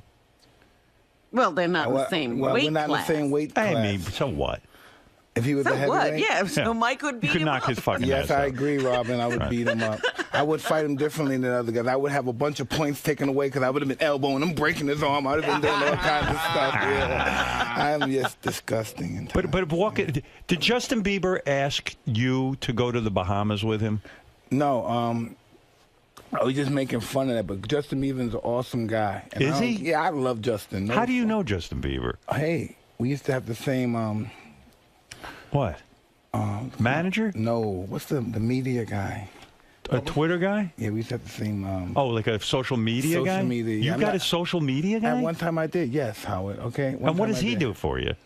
Like he puts out social media. So in other words, gets me associated with the geeks. So in other words, he'll write. I'm in with the geeks. He'll write. Was that at the time of the movie? What was the big movie? No. I just got in with the geeks. And no more with the geeks? I love the geeks. You still have your Twitter account going? We geeking out still, yeah. Kind of, yeah. What's the so when you hung out with Justin Bieber, where would you guys go? Well, I didn't hang out with Justin Bieber. Justin would invite me. I went to one of his parties. He became 18, and one day,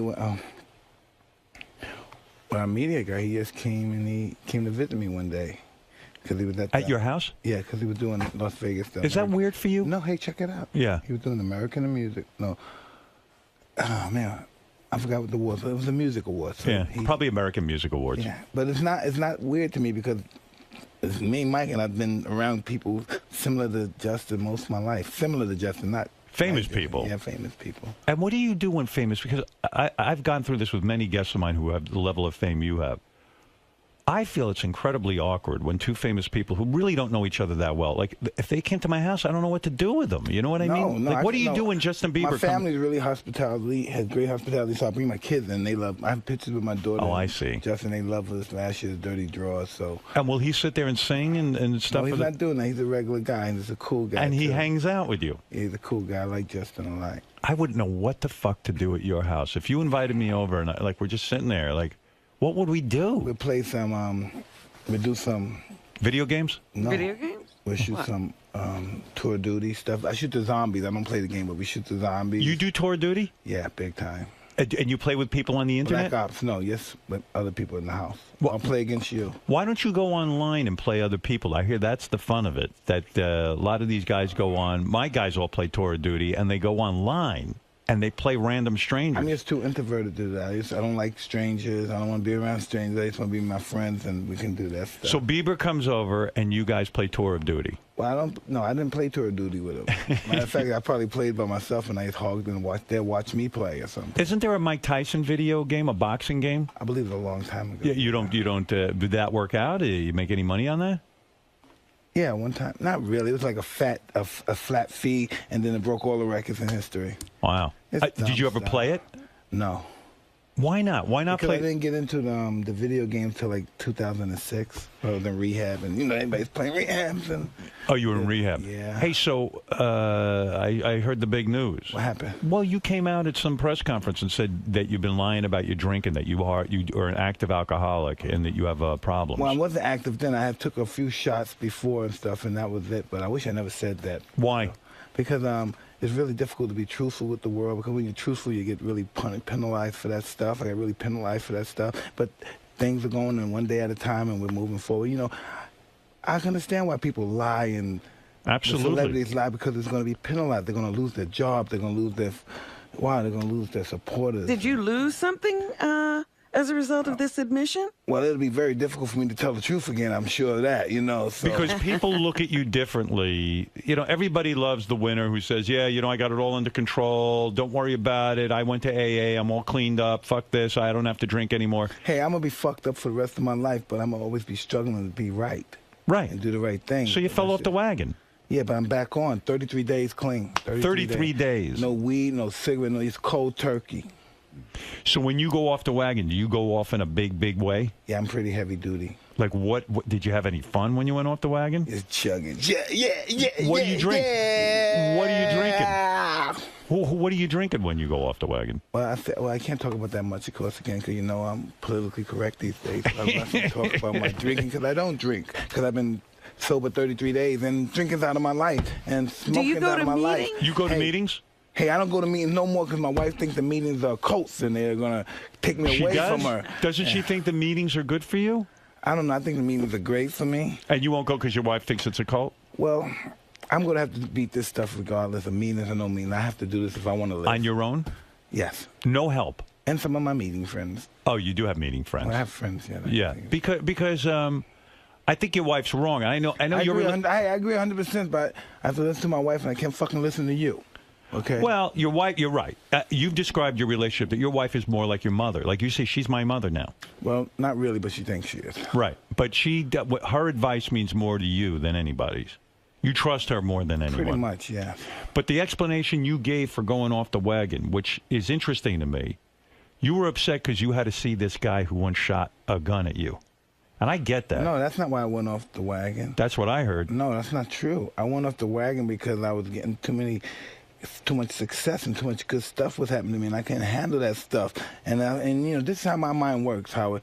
If all of this shit is great, how could that be bad? And how could drinking be bad? Yeah, that's legal, but how can that be bad? But to me, it's not legal, because once it goes in my system, I'm not a legal person no more. Yeah. I'm an illegal person. Do you get down on yourself when you go off the wagon? Man, I want to commit suicide. I want to kill myself when I'm drunk. Isn't that crazy? Yeah. I'm happy, but as soon as because you feel defeated. Because the alcohol controls you and you don't control it. And you're a control guy. No, not really, because everybody, Mike is no good again. I told you he was no good. He went back to drinking. He's no good. He's a bad nigga. Right. He's no good. Because I was looking at this documentary. It was about Sonny Liston, the other side of Sonny Liston. And Sonny Liston was me 40, 50 years ago, I guess, something in that effect. And it was all these white guys and church guys and deacons. They were all trying to give good word. He's a good guy. But Sonny hangs out with some gangsters. I don't know if they're gangsters, but Sonny's a good guy. And I thought that was like me. I'm like the bad slave that seen the light but went bad again. It's just like, wow. So then you get down on yourself when you start drinking and you want to kill yourself. Literally kill yourself? No, but just, kill myself in shame. Right. But you don't get suicidal, do you? I could be at times, I guess. I could be suicidal. Like, what do you start thinking about doing? Like hanging yourself or something? No, hurting other people. Hurting other ones? Yeah. Like going off on a rampage or something? Yeah. Really. Oh, here's some coffee. Oh, I don't drink coffee, dude. But what is it, tea? Thank you very much. Thank you very kindly for explaining it to Mr. Howard. Why is coffee a drug? Excuse me? Is coffee a drug? I've never drank coffee in my life. Never had a chance to I don't drink coffee either. Never had a chance to drink it or taste it. Did you ever smoke cigarettes? Yeah. Isn't that funny? He just said he doesn't smoke anymore. Yeah, but well, he said weed. Master athlete smoking cigarettes, it just goes against everything, right? Well, I've smoked cigarettes before I started getting involved with sports. Yeah. I've been an addict before I was involved with sports. I heard you were upset, and I don't blame you one bit. When you were about 15 years old, that dude that worked with Customato, what was that cat's name? Teddy Atlas. Mm-hmm. Teddy Atlas, cussed eyes, he becomes like... No, he never cussed, was alive. Oh, when this happened? Yeah. So you're like 15 years old. Yeah. Teddy Atlas finds out you disrespected some woman he knows or something. Well, his niece, his sister-in-law, 12-year-old sister-in-law. She said you were rude to her. Well, I grabbed her butt. Oh, you did? Yes. So he takes a gun and he fires it at you, not to hit you, he says, but to kind of scare you straight. So you don't fuck with anybody anymore. Well, he didn't do a good job of scaring me straight, but he did scare me, but not straight. Right. So Teddy becomes what? Like persona non grata in your life, right? No, I don't have any I never had any hard feelings. He was the one who always had the hard feelings. I thought you had hard feelings toward him. I never did, but, he always said bad things to me when he had his television show and stuff, and I'm going to go down and that and this and that. And when I went to prison, he said this and that. And I had hard feelings, but I said, hey, that's ridiculous. I'm not going to catch a heart attack over anybody. I'm getting older. I'm probably going to die soon. So let's bury the hatchet, pretty much. Oh, yeah? Because that's what I heard drove you crazy with the drinking. That like you had to confront Teddy Atlas, and it just was like a nightmare for you. No, please. I would be pretty damn scared if somebody fired a gun at me. That's a weird experience, man. Well, I've been fired at quite a few times, Howard. Have you? Yeah. You didn't grow up where Mike grew up. I kind of did. Actually. Well, you didn't get shot at, so it couldn't have been. No, I saw some weird shit go down, though. But shootings are tough. Have you seen guys get shot and killed, like friends of yours? Oh, absolutely. Wow. That's got to fuck your head up. I've seen my friends shot and killed people, too, though. Right. So the double whammy. Isn't it amazing you're not dead? No, I'm not supposed to die. I'm supposed to be here to give you a hard time, Howard. You think you're invincible? Nah. Do you think you're invincible? No, I'm not invincible. Matter of fact, I'm pretty... oh, man, what am I? Obscure, really, now when I think about it. No, not really. I mean, hey, really, you know what?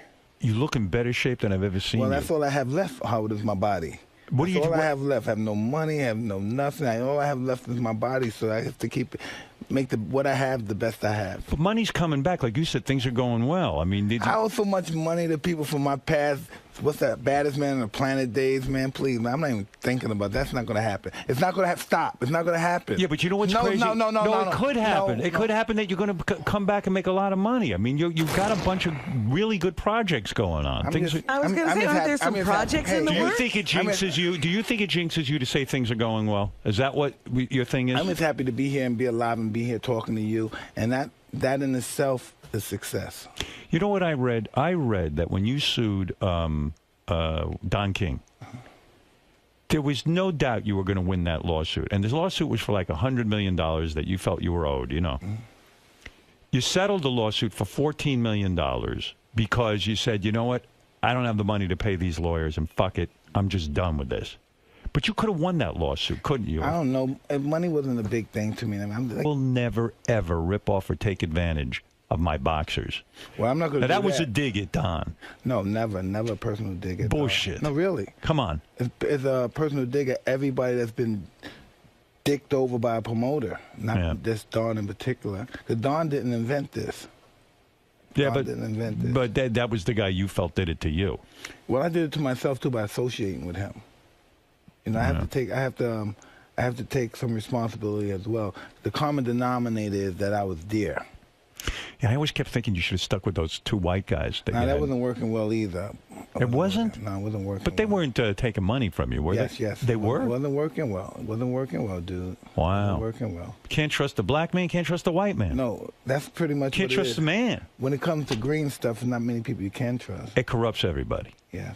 I'm honest. I would, if I was your promoter, I never would and have you're not taken in a the dime I didn't boxing deserve. business. Well, I should have helped you out. You would never survive, Howard. Really? No, What do you mean by that? So if you're becoming a boxing promoter, how are you going to survive if you're honest? You just wouldn't do it, Howard. You just wouldn't do it, Howard. I just don't see that happening with you. Do you have any clients presently as a boxing promoter? Yeah, I have world champions. Who do you have? I have a Jonas Mendez. He's a 130-pound world champion.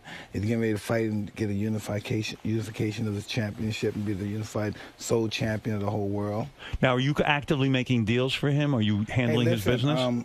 That's not my job. My job is to make sure he fights the best fights and get the best money from the fights. That's all. That's what I'm saying. I don't make any deals for him. No, that's his manager's job to make deals for him. So what is your job? My job is to promote the fights for him. Oh, I see. So you go out there and say, hey, this is my and fighter. All that stuff, yeah.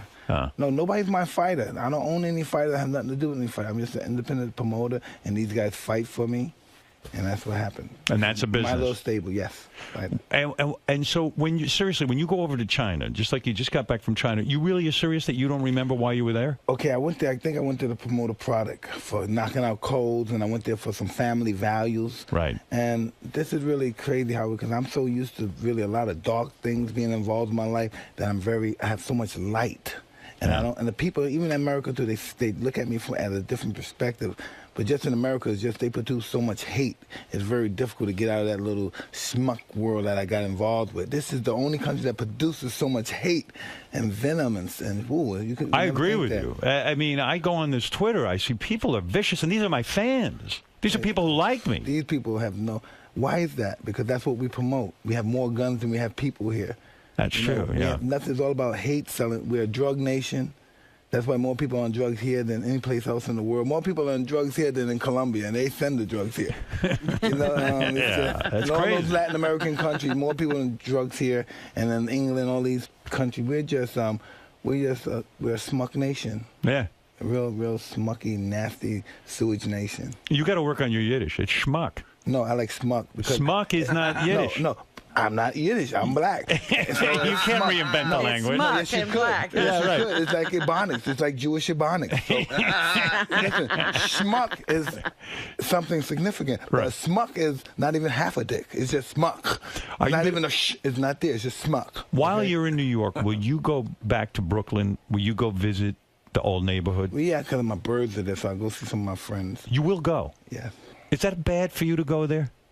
I don't know. Like, does that bring up bad memories, man? Because I think of your early life as just shit. Like, I wouldn't go visit. My neighborhood was shit, and I don't want to go. 60 Minutes brought me back there. The reason that I went back to, I go back to my neighborhood because going back to my neighborhood over the years, so many people have been produced that became successful just because I became successful. Right. You know, they said, wow, Mike can do it, I can do it. And that's not saying that they look up to me. That's probably saying, if he could do it, I know I could do it because I'm better than him. So that's when how you they go look home, at a situation. They don't never look at a situation, wow, man, I'm going to look up to him. It's, man, I'm better than him. I could do this. When you go home, is it a pleasant experience when you go back to the neighborhood? Do you have an apartment there, or you stay in a hotel? No, I don't go there. No, I just go there for couple hours, hang out, fly my birds. Yeah. And I leave. Oh, sometimes I spend. Well, who takes care of the birds when you're not there? Oh, the whole staff there, buddy. It's the whole staff. This is what we do. This is our culture in Brownsville. We just fly birds, and that's what we do. And you trust these people with your birds? Mm-hmm. Yeah. It's their birds too. So weird that you're into birds in a way. It is weird. I look at that too, but it's more of a culture. That's my culture. I'm gonna do it till I die. I see it like you see birds who can spread their wings and fly, and that's Mike Tyson. Mike Tyson wants to spread his wings and fly. Like you can't spread my wings and fly because I'm always so many responsibilities. I have my kids here. I got my wife here. I got this. I would like to spread my wings, but I don't spread my wings. So when you fall off the wagon, do you have to leave home and not be around your wife? Because she must go berserk when you fall off the wagon. I mean, I can't imagine what that's like. It's not good stuff. Does she send you out of the house, or she says, "Okay, stay home and drink"? I don't know. I'm not there to hear that. That's why I'm not there. So when you fall off the wagon, like Mike Tyson, Family Man, goes out the window, and you're kind of like just out there. I'm just out there. How long did the drinking last? I'm just out there, dog. What are you up to when you're out there? I can't imagine. Are you fun, Mike? No, I'm not really a fun guy. You're not fun when you're drinking, or are you like angry? I'm a really angry guy. Really, you know what I found out about doing this book with Ratso? Yeah. This is what I found out. I found out I had so many resentments. I didn't know what resentments were. Right. Until somebody explained to me what resentment. I said, yeah, that's me. I have resentment. You're angry at everything. Yeah, not everything. Oh, you're one of the angriest guys I know, and I'm one of the angriest guys I know. So I'm it's angrier than you, huh? You might be angrier than me. Well, you know what you're angry about. I'm sure you've worked through this. I mean, you got to be pissed off at your mother, your father, the way you fucking grew up. No one took an interest in you. Just some fucking old white guy who wanted you to box. I mean, you got to be fucking pissed at the world. You've got to be. I don't know. Maybe not the world, but at me. No, but why are you mad at you? You were a little boy. You didn't do anything wrong. No, I'm mad because I didn't kill those people that I had resentments for. You want to kill them. Yeah, big That's time. what that is. And then when you went into the boxing ring, man, you were just beating up every asshole that ever was in your life. That's what I realized, too. That was all anger. Yeah. That was all anger. And I always thought it was just my relaxation. I was so dialectical by expressing it. I was really, really anger and bitterness. Yeah. And I hated being short. Do you? You did. Yeah. How tall are you? 5'10.5". It's not that short. That's not short, but in boxing, I suppose what I do it's is short. what I did as a living, it was pretty short. Yeah. I mean, in other words, if you were a taller guy, if you were 6'2", it would have been so much easier to knock a motherfucker out. No, maybe it wouldn't. Maybe it would have been more difficult. Oh, you Everybody said your height made you difficult to fight. think? Right. I don't know, but I just didn't like. But in my personal life, I didn't like being short. Yeah, well, I'll tell you what. I'm 6'5". I feel too tall for the world. I'll give you 3 inches. Thank you, very kind. I swear, I'd like to knock down to about 6'2". Really? Yeah. Let me see what the hell you're promoting. You got a bunch of stuff going on. Too much stuff, right? Don't miss Being Mike Tyson. Check your local listings for air times. What's that about? Man, this is like a 6-part series of me being like El Schmucko. Let's go see Mike. Let's see Mike. What is this stuff?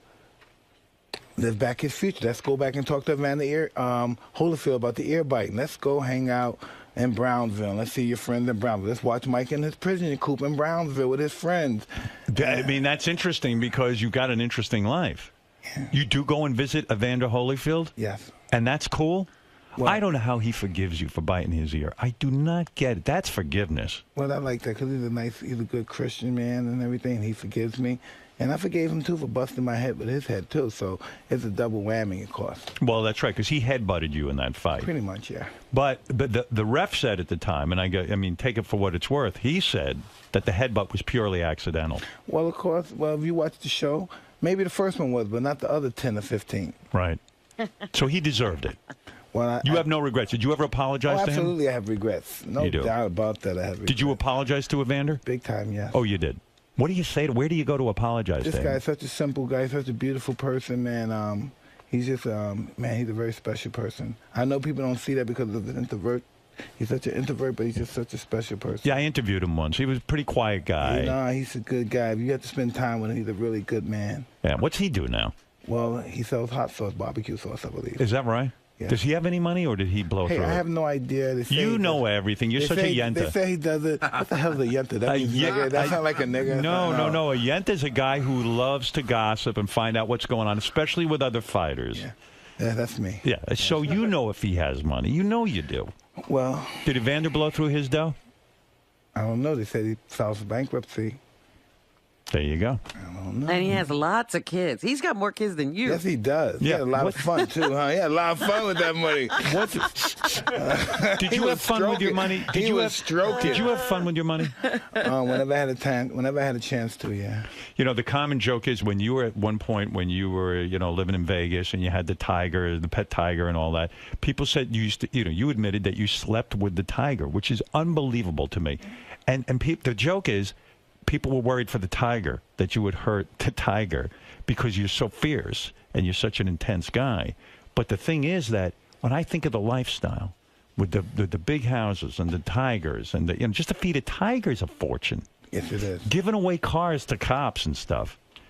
It's so much money, so much excess. Don't forget God forbid, don't forget my girlfriends, My friends try to give me This is so interesting. My friends tell me, hey, Mike, you don't even need no more girls. You're in the Hall of Fame for girls. Yeah, I'm in the Hall of Fame for fucking shameless hoes. That's what I'm in the Hall of Fame of. You fucked like a champ, though, didn't you? I don't know about all that stuff. I heard some famous quote from you. That, No way. You said something about fucking women like grapes. What the hell was the quote? But what was the quote? I don't know.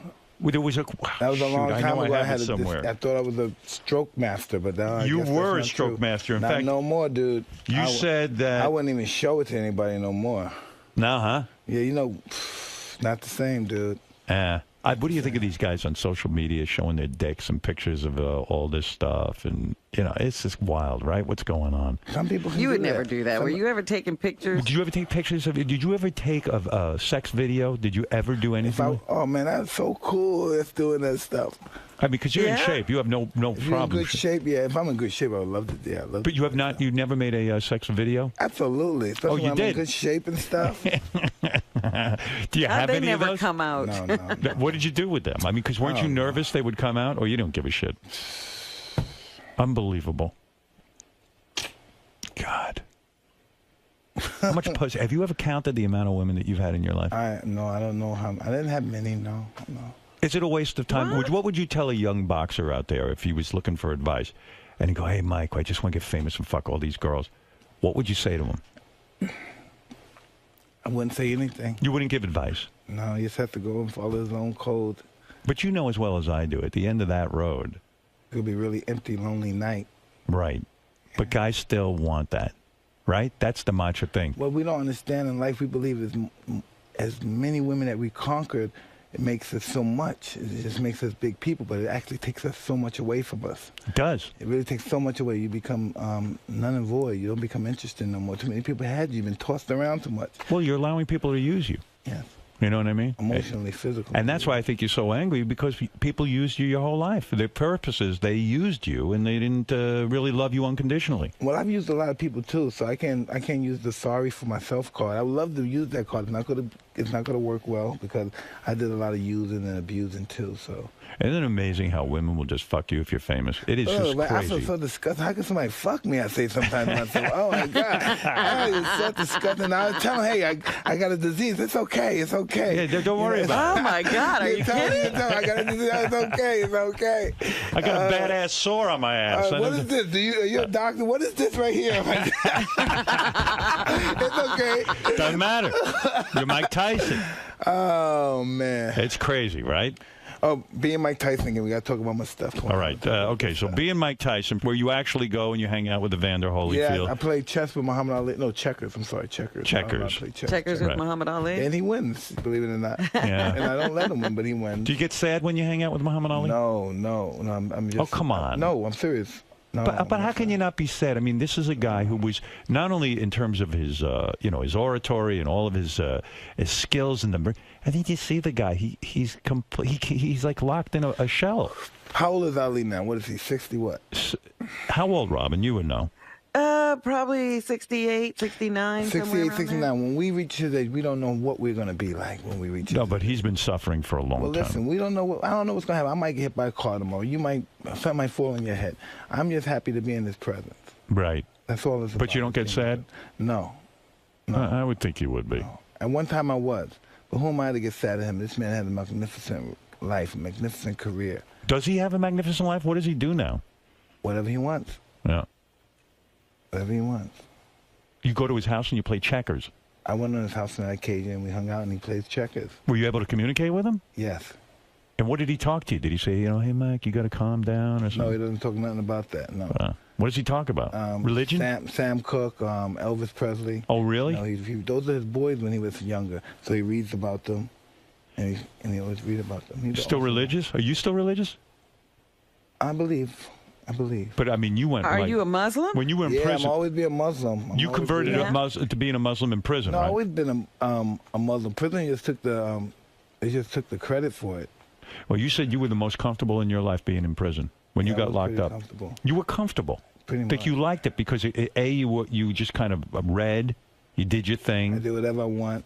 The prisoners were kind to you. Yeah, it was good. I ate what I want. I had a girlfriend there. She was great. And the prison woman. Yeah. I can't believe you were fucking a prison guard. That's so fucking unbelievable. Unbelievable.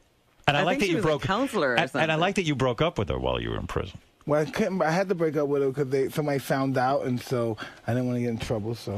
Well, if they found out that you were fucking the guard, the weird thing is you would have gotten more time added on. That's what the internal affairs guy was telling me, and I was nervous about that situation. Can you imagine, like, you're in prison? And she got pregnant too, believe it or not. She got pregnant, and my friend took her to get an abortion. No kidding. Wow. Why didn't she have Mike Tyson's baby? Because she would have been in a lot of trouble. She'd have probably been in jail herself. But isn't there more money in having Mike Tyson's baby and getting a payday on that? I don't know. After doing time? I think she was just a beautiful person, and I don't think that's what she was really about. Is she still a prison guard, do you know? I don't believe so, no. All right, get the fuck out of that business. That's a tough ass business. You don't stay in touch. No way. My wife wouldn't allow it. And is that still the biggest thing that irks the shit out of you in your life, the whole Desiree Washington thing? Does that still, like, fucking drive you crazy? It used to, but now when I did my book again, then I started thinking about it again. I said, I would like to do something really interesting about this. Have you ever run into her? No, I would never run into her. She doesn't go any place I would go. Yeah, right. I mean, she basically accused you of rape, and you've said all along, I will never apologize to her because I did not rape her. You've said that. But how do you ever fucking prove that you're telling the truth? And it's a difference of opinion. That would drive me insane. Well, you're already insane, Howard. I know, but let's say listen. As you say, listen, it was consensual sex, and you even got out of prison. You wisely said, from now on, when I have sex, I'm going to videotape this fucking sex because I got to make sure I'm never accused again. You don't want to give up your sex life. You know what, Howard? When it really comes down to it, right? Fuck those people. And fuck people that think that I've committed that crime. Fuck them in their motherfucking ass. They won't even come to my face. If they could just come to my face and tell me what they think about it, I would respect. I want them to respect. They don't even have to nuts to come to my face and say, you did that and fuck you, and deal with whatever happens after that, the recoil after that. You know, so how am I going to respect them? They don't respect themselves. They don't really believe that because they really believe that I will be getting the hate stuff. Those people will not come up to your face and say it. They'll say it on Twitter. They'll say it everywhere else. But they ain't coming up to your face because they're scared shitless of you. Well, listen, that's what we live in. We live in this world, a scared, frightened, pathetic, hate-monger world in America. That's all it is. We think this is the greatest country in the world. No, it's not the greatest country in the world. You know, we're getting friendly fire. People are getting killed by their own, on their own side. Our guys are shooting our own guys in the army. You know, were you surprised that in Syria we were so quick to go bomb? Hell yeah. You know, of course you want to go. They want to make money for their friends. They want to go over there, conquer these guys, take all their money, take all their oil, whatever they got to process, and take it. Because you hear Kerry say, well, we're not going for really a war. We're going to go for a little it's going to be a little strike, nothing big. Right. But listen, you know, we have to learn our lesson, right? There's don't ever believe there's anything easy about war. Nothing's going to be simple and easy about war. Like you drop a bomb and then you walk away. And it's easy. People die.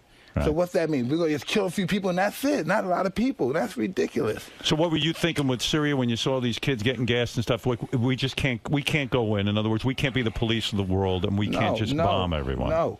We can't defend those people. If these people like the Syrian army, for instance, who is Russia going to tell us what to do? How are the Russian people going to tell us what to do? Right. So we're going to go in there, right? And they say, all right, we're not going to use it. They already gassed people. Somebody got to pay for the people that already got gassed. So we're not going to do it no more. Here's our gas weapons. Now we're going to put them on the table and put them away. No, but people got gassed already. What are we going to do about that? Somebody has to pay for the people that got gassed already. Well, how do you do that? Hey, we don't do it. We don't. Can't get involved. Because we're not going to get involved. Were we right to go to Afghanistan, though, after the World Trade Center? Hey, listen, man, we can do whatever we want to do. We do. America. Howard, I can't believe you're asking Mike Tyson. We can do what we want to do. Mike knows something. What do you mean? Why can't Mike ask Mike? We want to do. Nobody would ever imagine. We can do whatever we want to do. We're Americans. Robin, wait a second. What's wrong with asking Mike Tyson what to do?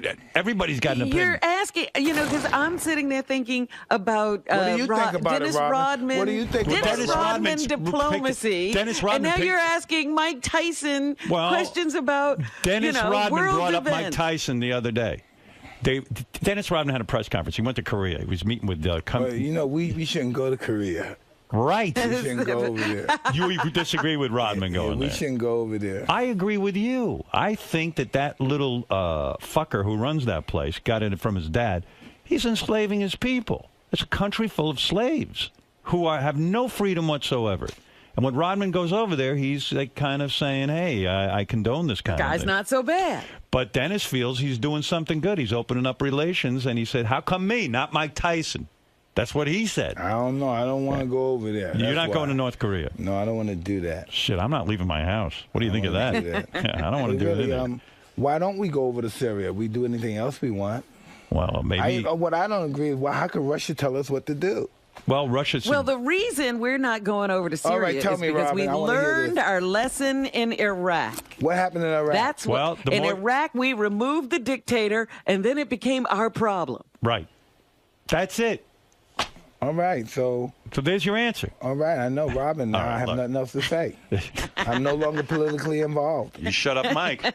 That's right. But I'm sure we took some goodies before we got rid of the dictator, too. I'm sure we got some. Hey, I'll tell you one thing. I didn't get any of the goodies. I know, but you know what happened over there, so it looks as if you may have got something. But my point is, the rest of us aren't going along with it anymore. We don't get any of the goodies. I'd love to see a fight between Mike Tyson and Putin, that guy from Russia. I'd love to see you take him on. Well, Putin's only 5 foot tall. How am I fight fucking this what? guy? He's in shape. The guy does work out. I'd love for you to box him. I don't want to box Putin. Would you ever in your life want to, like, if somebody said to you, I'm going to give you $1 billion, would you ever go in the ring again? I'll never fight again. You never will? I won't fight again. You don't think you'd have the... I'm just not that person anymore. Wow. See, I think somewhere in there, Iron Mike Tyson exists. No. You know? Not in there no more. Only maybe if my children and family's involved with something. Other than that, I'm not going to do that anymore. I got mad. I was going to get mad at this woman over $15,000. I thought she was going to try to bewilder me, be slick for $15,000. I was like, "Oh, can you give me my money, you fucking bitch?" When was this? In China? No. The other day, some meet and greet I was at. And they owed you $15,000. Give me my money, I'm going to fucking kill you, bitch. So the inner Mike came out. Yeah. The evil Mike. Yeah. But that's everybody, Mike. You think you're so different? Everybody gets pissed off. No, but listen, the world treats me different when I get pissed off. That's the only thing that's different. You have to watch yourself. Don't get pissed off, he's a crazy nigger. Oh, no. Did she give you the money? Yes, she did. She did. Yeah. So getting crazy gets you what you want, doesn't it? Yeah. Wow, who the fuck is the woman that wouldn't give you the $15,000? She's a brave woman. She wasn't that brave. Once I confronted her, of course. I tell you, you got something in your life that I'll never... I wish I knew what it was like to take my fist and knock a motherfucker out. I don't know that. I don't have the power. Oh, that's a scary feeling because, sometimes they don't get up. And you're like, oh, is he dead? Who gives a shit? It must be great to be that masculine. I mean, seriously, don't you think back at some point in the world, you would have been a world conqueror, like Genghis Khan or something. You know what I mean? The way you could knock motherfuckers out. I never want to live that life again. Oh. I want to live that life again. If I could do what you did? I do it too good. That's why I get punished for it. I used to do it too good, Howard. I think being world heavyweight champion is one of the greatest experiences because, number one, there's no team. It's you. You did it. No one else. There's no team behind you. It ain't like a football player or basketball player or any of this bullshit. Got to share the wealth. Man, oh, man. Mano a mano. When I was champion, the world was so jealous. People were so jealous. Fuck yeah. They were so fucking jealous. God, let me stop. No, because you were a real man. They were so jealous. Because you could do it. They were so jealous. Of course they're jealous. Let's talk more about what I got going on over there. All right. If you want to talk about this bullshit, I'm talking about knocking a motherfucker out. Knock a dick in the dirt. All right, here we go. So we will get into your life, and we'll know what it's like to be Mike Tyson. Nothing was held back. Did you ever, during the taping of the show, say, hey, don't air that? I forgot what it was. I'm sure I did. Right. Mike's memoir, Undisputed Truth. Now, I'm going to read that. I don't read a lot of books. I love not to know. I can't read. It just bores the shit. I love not to know. Oh, my God. It just annoys the shit out of me, all that reading. But I'll read your book. Will I learn something new in this book? I don't know. Maybe. Will you list all the pussy you got? No, that'd be like 100 pages. Definitely. I'll list all my diseases I received. What diseases did you receive? I don't know. You'll read the book and find out. Did you have to go on tetracycline and? Ooh, yeah, that's that real super stuff, right? Yeah, that's that stuff. What'd you get? You got crabs, herpes. What? No, I never got crabs before, but check it out. Dog. Did you get herpes? No, you got to check out the book. Check out the book. Well, give me a taste. Did you get the herpes? No, you check the book out. In the book, Mike, did you get the herpes? No. Robin didn't tell you? No. All right, check the book out, nigga. Check the book out. You better watch out. You don't have no stuff. You say you've been with us. Did you ever get Did you use a rubber? You slept with Mike Tyson, Howard. Yeah, that's right, Howard. You know what? I consider that an honor. And I didn't say I slept with anybody. I just said we went out on a date. That's all. You did say that, Howard. Did I? Well, I don't know. Now you I said think that. you're very nice. Did you ever fuck ugly girls just for the hell of it? Like, did you ever say, I'm getting all this top pussy in the planet? Did you ever say, I'm going to fuck a fat chick like the old days? Let me see. Well, if you're, how am I say this? How am I better not say this? No, say it. No, I want to know. What do you mean how I say this? What? Sometimes my criteria is just breathing. Right. Sometimes that's fun. Sometimes it's just breathing. Robin, I'm not talking to you. I'm talking to Howard. Are you implying that sometimes you had sex with people who were not breathing? No. Well, after I finished, they weren't breathing. After I finished, they weren't breathing. I would imagine making love to you for a woman is a lot to handle. I really would. Say what? I would imagine for a woman to make love to you is a lot to handle because you're so masculine that you could, and the way you're so powerful that you could almost break them in half. I'm being serious. Listen, it's nothing they can't handle, man. You were gentle. I guess sometimes. Yes. I don't know. It depends on what your criteria is. You would Did never you ever inquire as to how well he's endowed? Who, Mike? Mike, how many inches are you? Very small. Very small. Is that true? Very. Robin didn't tell you. I wonder if you're smaller than me. Like, just when I'm, like, flaccid, I'm like an inch. Well, I'm not kidding. 1 inch, like a little button. Golly. And I imagine with you women, because you're such a physical specimen, women must have been waiting for like a big schlong to come right out of those pants. And then they were probably like, Get them drunk and... Wow. How many inches are you hard? I'm very small, Howard. Are you 6? I'm very small. Smaller than 6? Smaller than 2. No, come on. Stop it. When you're hard, how many inches are you? No. Mike, tell me. Somebody got to suck it and make it grow. I don't know how. When it grows to its fullest. And don't tell me you haven't measured. No. You've never measured your dick? I have to measure. You would like to measure it, Howard? I'll measure it. Take it out. You would, Howard. I'll measure that motherfucker right now. Suck it, Howard. That's like you're crazy. Right. I'll make out with you, but I'm not sucking your dick. You're sick, Howard. That's good. That's good. I like Howard so much. All right. Well, someone come in and make it grow, and let's measure Mike right now. All right. Mike's memoir, Undisputed Truth, co-written with Ratso, my boy. Ratso, he did your book as well. He certainly did both books. Yes. And he's a terrific guy, right? Oh, the best. And did he have to sit there and interview you and draw you out and this kind of thing? Well, he's supposed to do it in, 07, 08? Right. And that was during my cocaine days and stuff and drinking days, so that never happened. Never happened. Right. So once I got stable, we did it again. We did it again, Howard. You did. We Good. did it again. We did it. And Ratso is well hung or no? I have no idea. No idea. I never found out. I'm sure you know that. No. You do know Howard. I do not want to see him make it. You know that, Howard. I draw All my friends think he's Ron Jeremy. Right? All my friends think, that's Ron. Ain't Ronnie. Hey, do you hang out with Jay-Z? No. You do not? No. Okay.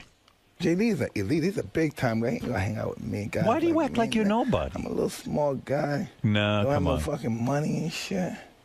Yeah, those guys got major money, Jay-Z and Beyonce. I got no money. He's got about $750 million. What's that like? What's that like? You had that. You had to go fucking give your car to the cops. I know, but it's just a car. Yeah, but you did a lot. God only knows what you did with that money. God. Good Lord. God. It must have been fun hanging around with you. Mm-hmm. Were you like Elvis, like giving gifts to people? Like, hey, man, here's a car, here's a... Yeah. How big was the entourage? Yeah. How many people in that entourage? Comes and goes. Depends. Yeah. 40 today, 65 tomorrow. Unbelievable. 18 today, 95 tomorrow. And where are they all now? Hey, I have no idea. Exactly. They're spending the money I gave them, so they probably... Got a point there. Look for Mike's HBO special, Undisputed Truth, out later this year. That's your one-man show? Yes. We're doing that again. Yes, we're doing another.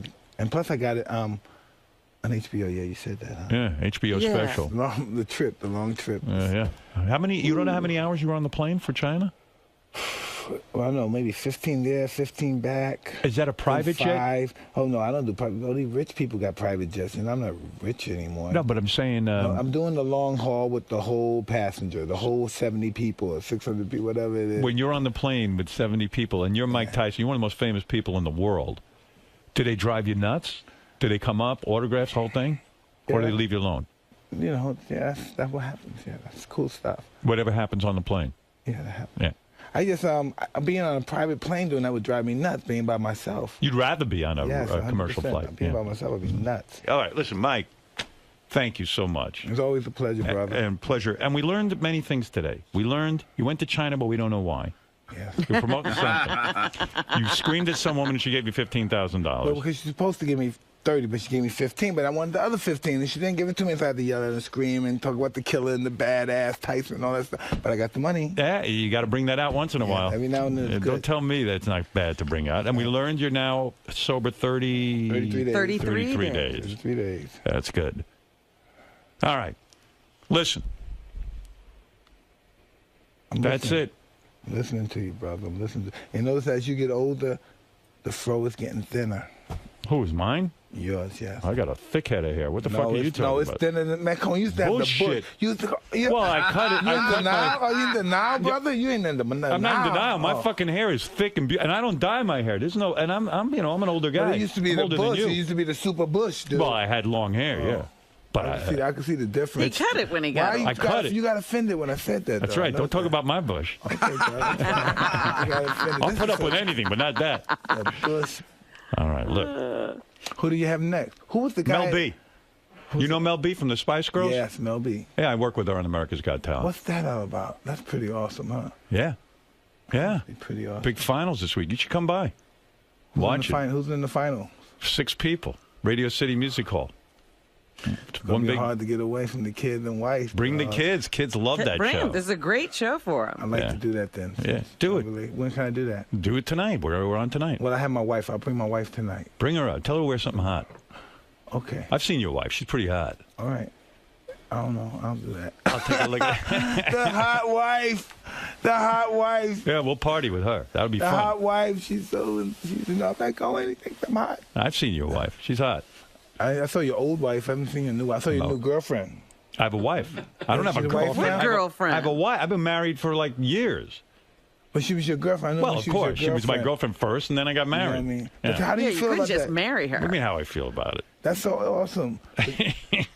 But don't you think your first wife was with you when you were broke, right? That's right, of course.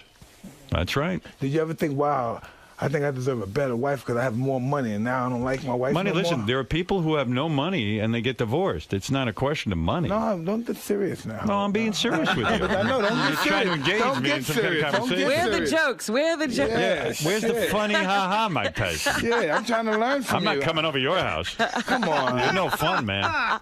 You know what? I like you better when you're drinking. Oh, no. No offense.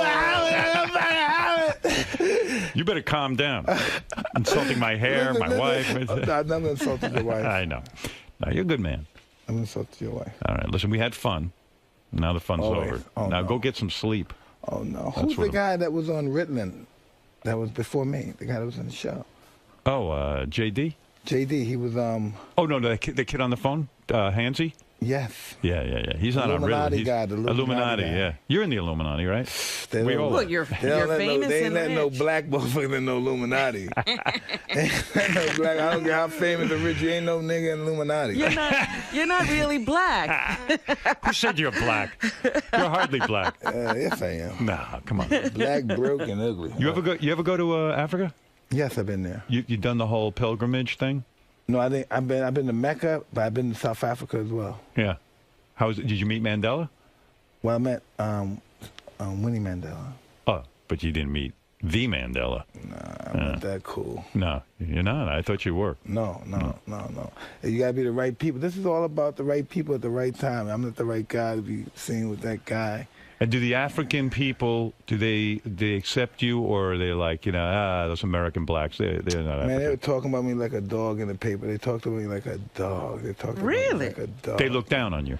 Well, I'm not. They talked about me like a dog in the paper in South Africa. That's all I know. Did they? Really bad. Howard. So you must have bummed out on that. Really bad. Because you probably went, hey, I'm here with my people. No, my people are my friends. Black, white, candy stripe. If you're my friend, you're my friend. You're my people. Did you ever trace your roots back to Africa, like with tribe and everything? No. Nothing? No. That's what Robin is a great warrior in Africa. She's from the, yeah, right. from the Monig tribe. The Monig tribe, right? The Monig. Oh. The Monig tribe. I always say my family were slow runners. That's right. And that's why I'm here. All right, always listen. nice seeing you, Robin. You look great. Thank you, Mike. It's good to see you. Thanks, Mike. Thank you, brother. All right, we'll be back right after these words. Hi, Mr. Tyson. Do you think you intimidate him somewhat? I hope not. I really hope not. Because like, when he talks about sex with you, and then you seem to get like a look in your eye, like "Don't go there," or "Tread lightly." That's not true at all. I like to chart those waters with Howard. Now, what is it about Howard that you like? Just the sincerity, honestness, and I hope he never feels that I'm intimidating and stuff. Because those days are really gone, really. Now, is this the kind of show that you like to be on, where you could sit and relax and just be yourself? Say what I want to say without being judged. But anyway, I'm still going to be judged, but I still enjoy being on the show, yes. All right, thanks a lot for coming down. Hey, it's my pleasure. Thank you.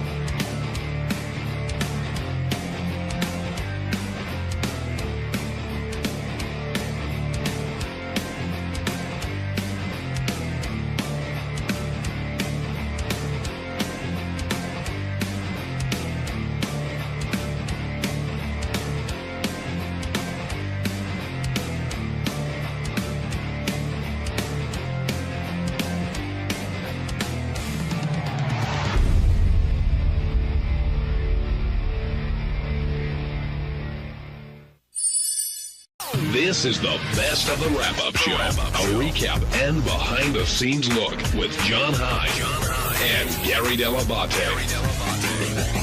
The best of the wrap-up show begins now. Hey, it's Sal Governale. And Richard Christie. And on Monday's wrap-up show, we discussed my cock cheese going on Richard Christie's face. And I discussed watching Metallica and how awesome that was. And I discussed hanging out with the Long Island Medium's husband, the great Larry Caputo. Very cute guy. Check it out.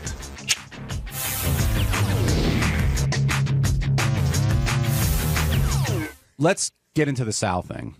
So Sal shows up. Well, forget the Metallica concert. Sal shows up to AGT, and maybe he brought his wife and kids. I'm not really sure. But he shows up with Mr. Long Island Medium. I think it was just Mr. Long Island Medium. He brought him over to me. Who apparently is his buddy now. You know, he takes him everywhere. I had no idea who the guy was, right? So he kept saying, like, the music was loud while at AGT. And he kept yelling something about Jackie's party that we met at Jackie the Joke Man's barbecue. But I didn't remember. Then I saw, like, during the next commercial break, Sal brought him up to meet Howard. Then I saw during the next commercial break, I saw him all by himself talking to Beth. And then I saw Ronnie, like, giving him the bum's rush, like, push out of the way. And I asked Ronnie about it this morning. And he said, yeah, they were back in 10 seconds. The guy's seats were, like, 50 rows away. I got to get people out of the shot. What's going on here, Gary? He's just a guy from Long Island, just like Sal. John and I can't figure. I don't know if listen. I don't watch the show, and I have nothing against the guy. It's funny because there were 3 women sitting next to me, and when he left, they go, "You don't know who that is?" And I'm like, "No." She goes, "That's a Long Island Psychic's husband." I'm like, "Oh, okay. I didn't know." So I can't figure out if this is like Sal's way of getting like. It's like, okay, if I can hang out with Bruce Springsteen and some of those guys, I'd be all about it. Is this Sal's Bruce Springsteen, or is Sal such a believer of the Long Island Psychic that he loves having access? I can't figure it out. Well, you're not hanging out with Bruce. You're hanging out with Patty in this situation. So that's the difference there. Okay. But I think part of it is... Patty's put out a couple of records, by the way. Understood. No slight against her. But I think that Sal has bought into the Psychic. I think he believes in it. I think it maybe gets him closer to them. or maybe there's another takeaway from this that we're not aware of. He's coming down later. Well, first of all, of course, the only reason the actual Long Island medium wasn't there was because she already know who won, so she didn't need to show up. So he took the husband. So what channel is that on? Is that TLC or Discovery? I don't know. I don't watch the Do you show. think that TLC could be paying Sal? Like, is this some weird guerrilla marketing? That'd be so where great. they say we'll give you $1 million if you just take him to every event. Let's ask him. We'll see what he has to say. Patty in Dallas, you're on the wrap-up show. Hi, Patty. Hello. Hi. Hey, hi guys. First of all, excuse me, that Metallica. I'm 46 years of age, and I was dancing in my garage because I had the car going and the stereo going in the kitchen, and my goodness gracious, how wonderful. But Judy McCarthy, she was pretty cool today, don't you think? I think she's cool every day. She's my kind of girl. Gary is definitely biased on this one. She's his pick. She's his. But I think she. You ask her a question, she gives you an answer. She brought. You could tell she brought her friend in on purpose to talk about hooking up with Jenna Jameson, and she even had a great line. She goes, Howard goes, "Did you ever see her again?" She goes, "No, it was a drive-by fingering." Now joining us on the program are Sal and Richard. Richard, who paid the price of, I can't even begin to define that price, and words do not do it justice, but it was all worth it. I could see he's been glowing all day. One thing after another. You get to sit on the couch, you're talking to the band, you're taking pictures, I wasn't glowing when Sal was putting his cock cheese on me, No, though. you were throwing up. Yeah, that was my non-glowing moment of the day. There was a great moment there, by the way, where these two sort of have their dopey act worked out, and then Sal was going over the line, and it was like Richard's like, okay, that's not the part we rehearsed. You know what I mean? Right. And so you look like you were getting pretty fucking angry. I was. It was enough because I'm game for doing these crazy stunts and shit. But after a while, my throat was hurting. I was gagging. I thought I went easy on you. No, I could have put in the cheese on the tip of my cock and painted it on your face. Wow. I did it with my finger and I would have puked all over your cock. That would have been funny. That's taking it easy on him. Sure. I could have used my dick as a paintbrush. See, he doesn't I did know it with the my line. finger. That's why I had to push him away. I used my finger. Now, everyone was startled by what you had on you today. I mean, tell me the fermenting process, and did you think it was going to get the way it ended up? Like he's a winemaker or something. The last 3 days were the worst. That's where it started really building up. Does it itch for you? It itches like crazy. And what do you do? Nothing. Scratch it. That's pretty grosser. much it. Yeah. And thank God it came. I washed it off today. Don't hand me anything for a month. No, my hands are clean. It's fine. I didn't even touch it. I kept my pouch sealed for a whole week.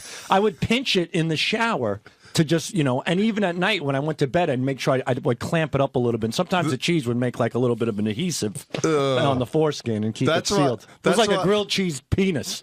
I love this stunt, and I love that Sal chose it because he had to suffer too. I love that Sal's so happy about it. Meanwhile, he's been in worse misery than me for the last 3 days. Today was one of those days, I kid you not, where I get my breakfast, I get an omelet for breakfast, and I started to eat it. You started hurling, making those noises. Yeah. So I thought if I don't look at the TV, I could just get through it. And then you kept, so I had to push it away. I had to wait till you were done so I could eat breakfast. There was one part where this bile came out of Richard's mouth, and it got stuck on my finger. So when I reached down for the cheese, a string of spit went from the head of my penis to my finger. So that's like when a porn star spits on your dick. It was as close as I'm going to get as a married man. Richard, was it worth it?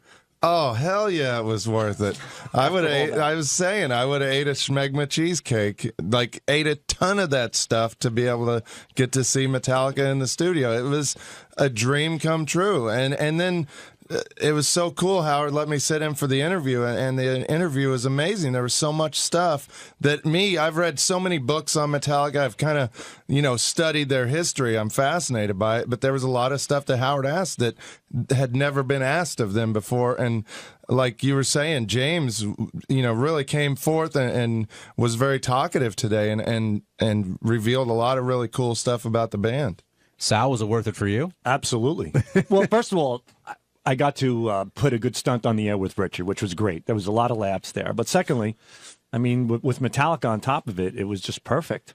It was the best of both worlds for the show. I mean, a dick stunt and Metallica. Who can ask for anything more? Let's get to the psych. Yeah, before you... Yeah, we were talking about your pal, the medium, Mr. Medium. Larry Caputo. All right. Good man. Yeah, we all right. know. Swear on the life of your 3 children. What's the agenda That you're in no way, shape, or form being paid by anybody to talk about them. I swear on the life of my children, hands up, not crossed, on my family. May God strike me down today. I swear on my dead grandparents. Whatever I need to swear on. Nothing. No. So what's the Larry's the obsession? furthest thing from that. He's just a buddy? Yeah, we've become good. First of all, we live in the same neighborhood. Secondly, before he even spoke about, I love the show, The Long Island Medium. And he, coincidentally, is a huge Howard Stern fan. So he's a fan of the show as well. And we have that in common. I love his show. He loves my show, so to speak, the show. And we kicked it off. And I followed him once on Twitter. And he saw that, and he followed me back, and that's when we started DMing. So what do you guys? Okay, because I've had we've been to dinner 3 times already. I've had that where I'm a fan of somebody's show and they're a fan of our show, and sometimes it works out. Sometimes it's like, oh, we're both a fan of each other's shows, and now we have nothing to talk about. So what do you guys do? I'll tell you. For example, when we got together and we spoke a little bit, he said, "Why don't? Since we live in the same neighborhood, we talked about Italian restaurants." So he turned me on to an Italian place. I turned him on to an Italian place. We went out. Teresa came out with us as well. Teresa, my wife, hit it off about handbags and hair, because Teresa loves that. My wife turned on Teresa to a hairstylist, and they go to the same hairstylist now. So how long can we see a pink streak in the medium's hair? I don't know. Oh, God. With AGT, did you go with the family or did you go just with him? Well, with AGT, again, he's a big fan. He asked me if he could go, can I get him tickets? And I said, sure. And what happened on that particular day, he was bumped because something happened. And I got him tickets again. He says, would you mind coming with me? He asked me. I said, you know what? Yeah, I'll come with you. He goes, let's make it a father and son's night. So I brought my sons, and Larry brought his son. He brought Larry Jr. with him. So we had a father and son's night for AGT, which he wanted to go see. Very nice. And then for Metallica, I invited him. He's a Metallica fan. I said, would you like to come? Now, after AGT, I did get a little worried. When he approached Gary, he approached Beth. He loves Beth. I mean, they have the books and stuff. And I said, listen to me. I'm going to get in trouble here. You can't turn into Stalker Boy. You're my friend. I know you're a celebrity, got a lot of clout or whatever. I go, but you need to lay off of Gary. You need to lay off of Beth. And he goes, I had no idea. I go, well. I just didn't know who he was. It wasn't that he was stalking me. I just didn't know who he was. He kept talking about something about Jackie's party. Did I meet him before? Yes, he used to be a food distributor. So he used to distribute food to Jackie's I didn't recognize the guy that brought food to Jackie's party 18 years ago. I apologize. Exactly. Well, that's the thing. Like, look, Larry, the guy's got a heart of gold and his intentions were good, but I don't want him to cross that boundary with my fellow employees. So I said, when we go to Metallica, don't even turn your head and look at Howard. I go, don't even say hello to Gary. If Gary approaches you, you nod your head and you say, okay. No, we did say hello. That's not even it. It's not that he's a stalker. We just can't figure out your love for him. We can't figure out your love for him. Gary, I just like that Sal is the one giving him the guy vibes. You know what I was going to say? Sal's giving him the same talk that Gary gave Sal back when Sal pissed off Jon Stewart. You're telling me not to ask me to come over to my house to watch Survivor and cook burgers? No. Now that you put it that way. He's a great guy. Okay, thank you for clearing that up. The other thing that Howard said about you guys early in the show was that everyone at the concert was sort of trying to be noticed instead of, and he accused you of that, Richard, mostly, I think, rather than just enjoying the show. Like you were doing it to draw the attention away from Metallica for some reason. What do you guys have to say? I go nuts. If you see me at a Coheed and Cambria show, I go insane. Like I can't move my neck the next day after I see a band I love, and that's just what I do. When I go to concerts, I go crazy. I think the one person that wanted to be noticed was Ralph. Ralph kept hitting us, smacking us, pushing us. At one point, he grabbed my hair, pushed me down, and smacked my face into his crotch. I mean, that's like, ridiculous. Ask Brian. When we went to Iron Maiden, me and Brian Phelan, I went nuts, right? That's and I play drums on Brian, and we have fun That's together. our idea of fun. We're not looking to get noticed. We're just jamming out with the band. We have a great time. We're those guys. We're those idiots. Right. That's us. But, yeah, Ralph... I don't know. He seemed to be like he wanted. To me, it seemed like he wanted to make Howard happy, and he kept pushing me. Anytime I take a picture, he pushed me, and he started hitting me. Why would that make Howard happy? Just because Howard was laughing at it. I thought he was just trying to entertain Howard for it. And then Howard left, and it got ridiculous what he was doing, and I really almost knocked him out, man. It was really annoying. A lot of us just couldn't get over the fact that Metallica was, I know you were in there, Richard, but like Metallica's in the studio, like right now. It was one of those, oh my God, I can't believe they're here. And the more interesting thing is that they played the song. So I like when Howard says, okay, so the song one, who wrote the words, who wrote the lyrics, how did you write the whole thing, and then you can get the whole story. And then they play the song. I love when James talked about Fade to Black and staying at Metal Joe's house. And, like, I know who Metal Joe is because I read so much about Metallica. I love that James was surprised that Howard didn't know who Metal Joe is. Who is Metal Joe? He's a famous guy in the Metallica world, yeah. Do fans always feel that Metallica is selling out? Howard said it was the Black Album, and Lars was like, no, it goes way back to Ride the Lightning. Yeah. I mean, they for their time were the fastest and heaviest band, and when they came out with Fade to Black, a lot of fans gave them a hard time, but I love that song, and it didn't really faze me. I was like 10 years old at the time. But I remember when everybody was up in arms when they cut their hair. Right. And they were like, oh, he cut their hair. They That's what I sold got. out. It's like, really? When they cut the hair and did, was it Load and Reload? Yeah. They were like, that's a sellout. But I guess, everything's a sellout. I mean, band has to evolve. And I can't believe, like, you're a heavy band. You can't write a softer song. Every rock band's done it. Yeah, I mean, they progressed, and look where they are. They're the biggest band in the world. Sal, how would you describe the look on Richard's face when they were performing One? It was like a Make-A-Wish Foundation found a retard and put him on the couch. It's so funny that you say that because they kept cutting to Richard, and you did look retarded. Yeah, you looked retarded. Because you know what? No offense, man. Oh, no offense taken. Your mouth was hanging open, and your head was tilted in a weird way. Yeah. And you were just sort of stunned. I was. You were welling up, too. I couldn't believe I was. I was trying not to cry in front of them, but I just couldn't believe. I couldn't take it in. It was everything going on in my head that, wow, Metallica is right here playing one of my favorite songs in the whole world, a song that I've worshipped since I was a kid, and it still freaks me out. But I don't understand why you tear up over that part. Like, we were talking in the back about One, and I guess in the beginning of the song, it's slow, and then, of course, it kicks in. It's not the song that brings tears to your eyes. Like, why did it make you feel that way? Because I have a lot of great memories of listening to that song, and like it came out going into high school, my freshman year, and I know you just asked this, so I'll start crying again. No, I did. I really want to know. But it's just a fucking huge song for me. I remember my buddy Jason getting the cassette, and then I bought the cassette, and we both had the Injustice for All cassette, and we went out camping, and we snuck some beers out there and just listened to that album over and over and over when I'm 14 years old, and it just brings back so many great memories. And I remember watching the video for One with my dad, and like we kind of connected over, just the themes of the video and stuff. So I'm getting emotional now. Okay, but you didn't say I haven't heard your dad part. I heard you told me before about Jason, but why? Like, what with your dad really connected? I mean, it's a sad song, and it's about a guy that got hurt in war, and my dad was in the Vietnam War, and so and you just see. Through this song, how brutal war can be, and through the video as well. And so, all that stuff kind of comes back in my head when I hear that song. It was definitely emotional for everybody, but you being literally 5 feet away as they're playing that song, I mean, how could you not be overwhelmed? I know, and it was weird. I wanted to get up and mosh in the little area in front of Howard's desk, but I was like, Howard will get pissed if I do that. And I know. Good move, Richard. Seeing it here is different than seeing it in concert, but I have to say, when they played it the other night at the Apollo, the lighting on that is fucking amazing. Yeah. It really adds to the song. It's the intro, the whole thing, the lights going off and on, like kind of like bombs almost going off. Yeah.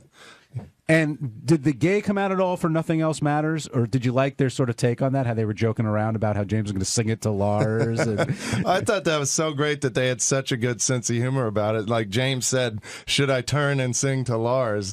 It really was. I mean, they're the nicest guys, and when you see that they have a great sense of humor, it makes you an even bigger fan of theirs. I see Scott Salem standing over there. Scott, congratulations! Job well done. Thank you. Scott I can't say it was all me, but it was a team effort. But isn't it really? I'm not taking anything away from you. I mean, you help facilitate, but isn't it at the end of the day, it's as good as their sound people are? In other words, it's their sound people. You're not really running the sound. No, and you're not setting up the mics. Chris was. I was setting up. Stuff. Who ran the board? Chris Gibbons. He did with assistance from their people. I thought everybody brings their own people. They have their own people here to help. But they didn't have their own guy running the board? No, Chris Gibbons was. I'm surprised. I didn't know that. I looked over and Scott was air drumming. He was getting into it. Enter Sandman's awesome, man. Scott spent a lot of time Sunday working with the crew to make it happen. As a matter of fact, he took it so seriously. Can I say this? This morning he was livid because DePace wanted to move some of the instruments around. And Scott was in the hallway and he was livid and he was screaming about it. He was saying, hey, you know what? If you want to have things done a certain way, have your guys here on Sunday, which they said they did have 2 of their guys here. Yeah, but they weren't here to. They were here to film. They weren't here to. Right. They weren't here to, place the equipment where they needed it. We did it the way I did it was I told Metallica, whatever makes you guys the most comfortable, that's what you're going to do, within reason, obviously. So Lars on his way out said he had a present for Richard, and the present to you from Lars is his sticks that he used today. Shit. Wow. Come on, cry. Oh, my God. So Lars stick. Yeah, Lars stick. Which Richard, you saw him play with those sticks. Can I rub my cock cheese on them? No, you stay the hell away from these. And they were used to play 3 of their biggest songs on the Howard Stern show. Wow. Can I have one of them? Thank you, Lars. Wow, this is insane. Thank you, Scott. Now, will you put those away or will you drum with them? No, I actually have a drumstick display case. I'm going to put them right in there. What else is in there? My office. Right now, I have a pair of my sticks in there, but those are getting out, and Lars's sticks are going in. This is incredible. Does it take anything away that Scott presented them to you? No, Scott's a drummer too, so I appreciate it. It's so nice. Wow. The only bummer is I didn't get to say bye to Lars, but I think he just left. Oh man, this is awesome. Well, thank you, Lars, if you're listening. This is freaking. I love amazing. as we're talking, all the Metallica stuff is going by us. You see all the road cases. Hey, buddy, that cock cheese goes a long way. Yeah, I was going to say you took the cheese to the face, but look what you got from it. Yeah, that cheese is magical, motherfucker. I love cheese now. Oh, this is wow! I'm blown away. Thank you, Lars. That's very cool. My first Metallica concert, John, was at the Garden when the orchestra was playing. Mm-hmm. So I'm there. And this is before I was on the show. I didn't even know Richard, but Howard shows up with Ralph and I believe Ross. So I got all excited because back then I was just a caller. So me thinking that Howard gives a shit, I grabbed the usher and I go, let Howard know that Sal the stockbroker is here. And he's like, what? I go, Sal the stockbroker is here. Let Howard know. So the usher walks down and goes to the front of the stage. He taps Howard. He's talking. He points up to me. Howard nods his head. Okay. Usher starts coming my way. I'm like with my buddy going, hey, this is it. Howard's going to invite me down. Delusional Sal. He said, the usher comes up. He goes, he says he has a stockbroker already. Thank you very much.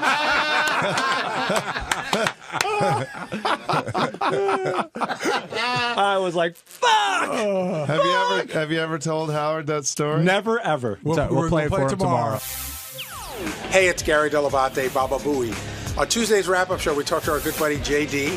He's going on a sort of a date with Beth. She's taking him to a movie premiere.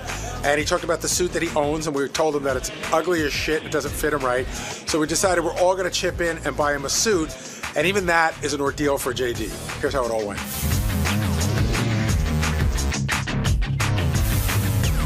JD is heading to a movie premiere with none other than Beth Stern. So congratulations on that. What movie? Gravity. Oh, it's a good movie. Yeah, I want to see that. You saw it? No, I'm saying, look, are you? Is she taking you or are you taking her? No, I mean she's taking me. I mean she's the one that got the invite. How did she know that you wanted to see Gravity? So, I've heard about this movie, a long time, a couple years ago, and then whenever the trailer, I heard good things about it, and then when the trailer came out, the first trailer, I was like, holy shit. It looks amazing. I gotta see this fucking movie. So I know she is involved with this film foundation or some sort of film thing. So I emailed her saying, listen, if you hear of any screenings or whatever going on with this movie, I will donate money to whatever organization, whatever.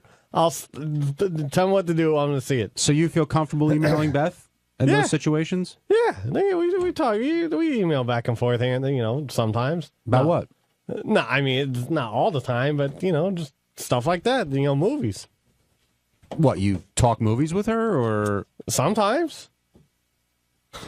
Okay, and so she. There's nothing lurid, John. I'm not saying there is. I don't know. Lurid? I didn't, yeah, I use that word. I like that. Thank you. I didn't know what your relationship was with her, email-wise. It's very casual. Nothing tawdry. Nothing salacious. What's the furthest you've gone with her? She watched me get my teeth brightened. So she asked you to come to a premiere. That's great. Yeah. I mean, that's very exciting. Yeah, it's a little nerve-wracking, but yeah. What's nerve-wracking about it? You're just going to see a movie. Yeah, well, I mean, it's like the premiere. You should bring her a corsage. Are you going to walk the red carpet with her? Oh, I really don't want to do that. Look, I'm not saying it won't But happen. you know what? Fuck it. I don't care. I want to see the movie. You're going to see the movie. Yeah. So that end game is solved. But why not? I mean, I don't know how many red carpets you're going to be walking in your future. Oh, you're walking with John, that's quite being pessimistic. You're walking with a beautiful woman, and it would be a lot of fun. I think you should. I'm not saying you should step in front of her for pictures, but I do think you should experience that feeling. No, I'll be one of those guys that just keeps on walking through. I don't know. I don't think Beth's going to let you just walk through. You agree, Gary? No, she's going to take you down the red carpet. Remember, chin up and out. A certain way you have to look so you don't look fat. Oh, please, Garrett, if you've seen that picture today that just got posted, again. What do you think that somebody's going to get you on the red carpet stuffing your mouth with fries? No, but I'm just saying there's no picture that can make me look worse than that. Well, I hope you enjoy the movie. Please, I hope not. Knock on wood. Have a good time with Howard's wife, and we'll see how it all goes. We were in there together today because Gary told Howard about our dinner last week, and we were talking a little bit after, JD, and you found it odd that Gary finds it odd that we may go down, grab something, but then not sit together and eat it. Yeah, I mean that's how we usually do our lunches. So, but here's the part that I found odd: we were the only 3 people in the entire compound. No, well, that still doesn't mean Listen, if my work area was in there, sure, then. But they call it a dinner break for a reason. You can take how long do you think John and I took to eat Chipotle? 10 minutes. So you should have come over. I thought it would be a welcome break for you to come and sit down and relax for a minute. Well, I did that after I finished eating and did what I was doing. But, we're just, listen, we're opposites of personality. Like, I like people and you don't like me. But I thought you might like us. No, I like you guys fine. You just, you like to talk and I don't. Sometimes. Oh. Is it the eating thing? Like, would you rather eat and then come over after your food is gone?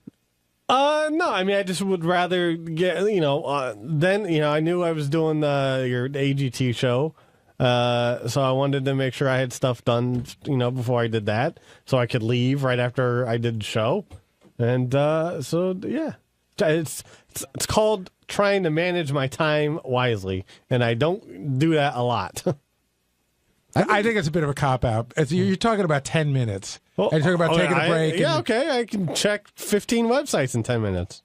Well, I can do a lot of things while I eat, too. But, all right. Well, but there's you take your time, you eat, you relax. Were you offended that he didn't come over, Gary? I was perplexed. I wasn't offended. I was perplexed. I was like, oh, I thought like I said first when JD got in front of me on the line, so he ordered, and when I saw you didn't know what you were doing. No, I said go in front of me. I've been there a lot of times. I just couldn't decide what I wanted. So he went. It's not about that you went in front of me. So then I see that the guy goes for here or to go. And he goes, to go. And that sort of caught me off guard because I thought we'd all sit down and we'd eat. Then we come upstairs, and then I said, where do you want to sit? And JD goes, I don't know about you. I'm going to my office. It was just very funny. Was it like a shyness at all? Like if Gary had if Gary said, no, I really want you to sit with me, what would you have done? I mean, if he made it like a job requirement? Not job, but like if he had pushed me to sit in there, then yeah, I mean, I would have done it. But is it partly shyness that you don't think Gary wants you in there? No, I mean, I just or is it that if you choose, you would choose to be in your office? For the most part, when I'm eating with people, I don't really do a lot of talking, and so I would have felt awkward just sitting in there eating while John and Gary talk. I don't look at it this way, but I told the story to Jason, and Jason said, throwing everything else out the window, hey, your boss wants to sit down and eat with you. Like, I don't look at like I'm your boss and I tell you what to do. But I just thought, like, hey, it's a great opportunity to talk about stuff that's going on or not. Well, I mean, there's not really a lot going on. I don't know what else to say. But I'm the only thing that's going on with me is I'm sort of looking to move. That's about it, really. It's not that great of a conversation. Where are you looking to move to? Somewhere I can afford. New York City, or no? That's out of your. You going to stay in Brooklyn? Or you stay in state? So I have to. Just somewhere I can find a decent safe neighborhood. Well, why are you moving?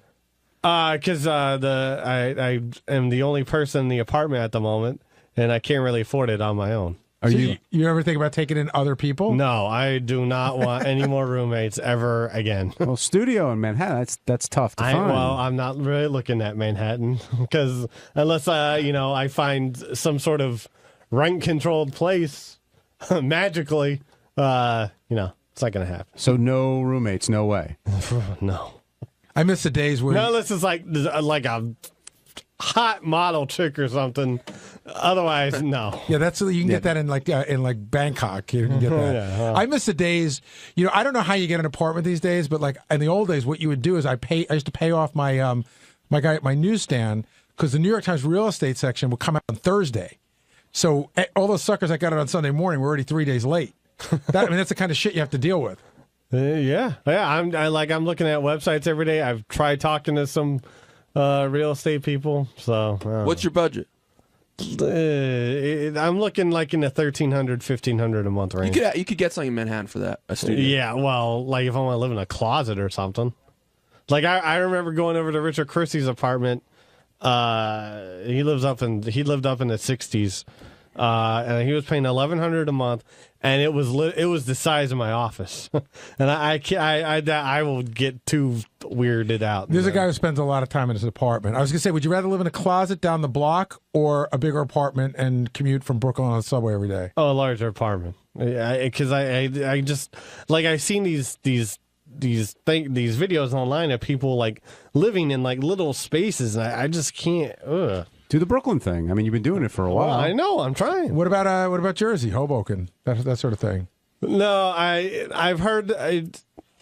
I'm looking just to stay in state. Like I'm looking to stay. Hey, in if this date with Beth goes well, what's the matter with state? What's the matter with like going across the river? It's the same commute. Well, I don't know. I trust, for some reason, I don't know why. I trust the MTA better than the path. And plus, like, don't you have to like deal with like your taxes are a little harder whenever you live out of state and you get paid in one state?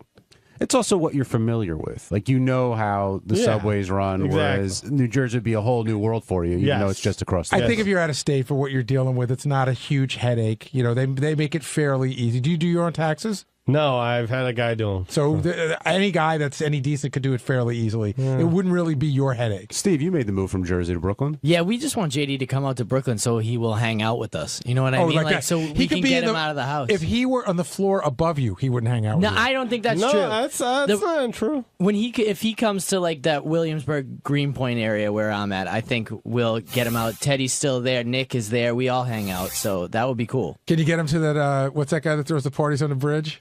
Yeah, Alexander. Would you go to one of those? Or would you go to an Alexander bridge party, JD? No. Xander Nation, bro. Not unless I'm in like some like area where I could just be, with a few people and not. Sounds like worse than Metallica. How great would it be if like there was an aerial shot of the bridge and it's one of those parties and there's just a little roped off area and it's just JD? Well, listen, I wouldn't do it if it was just me in that area.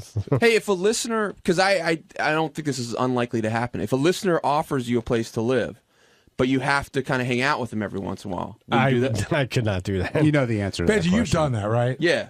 No, I know he has. I know, but early on when I interned, someone offered me a place. But no, it was great. I was living on the streets, and they gave me a place for the summer. Yeah, that's like getting paid to just like hang out with people. No, I wasn't even having to hang out. I can't do that. You think? Yeah, it is. Basically, you are. You think his apartment should be a paid appearance, that kind of thing? I'm saying, let's say a guy had a nice apartment and he had 2 rooms and said, "Hey, you can have 1 room, but every once in a while I want to look at you." No, I don't want to be stared at. Like Boogie Nights. Going to walk in. I just want to watch. Joe in Jersey, you're on the wrap-up show. Hey, thanks for taking my call. Normally I don't agree with Mumbles, but I agree with JD 100% this time. About what? About being alone when he's eating at work. Because it's a nice break, and you're focused on your food, so it's a convenient, way to tell people. Because JD's, he struggles with the English language. So it's a way, if you see food in front of JD, you're not really going to go up and talk to him, as opposed to if he's sitting at his desk. It gives you an opportunity to engage him, which is what he doesn't want. So, Joe, understand it was 3 of us, not so the whole world wasn't going to be engaging. It was just going to be John and I. I never asked him to do this with me in the entire time that we've worked together. And I am his boss, so I thought, hey, this would be nice. In fact, I actually wanted to treat JD to dinner, and he got in front of me.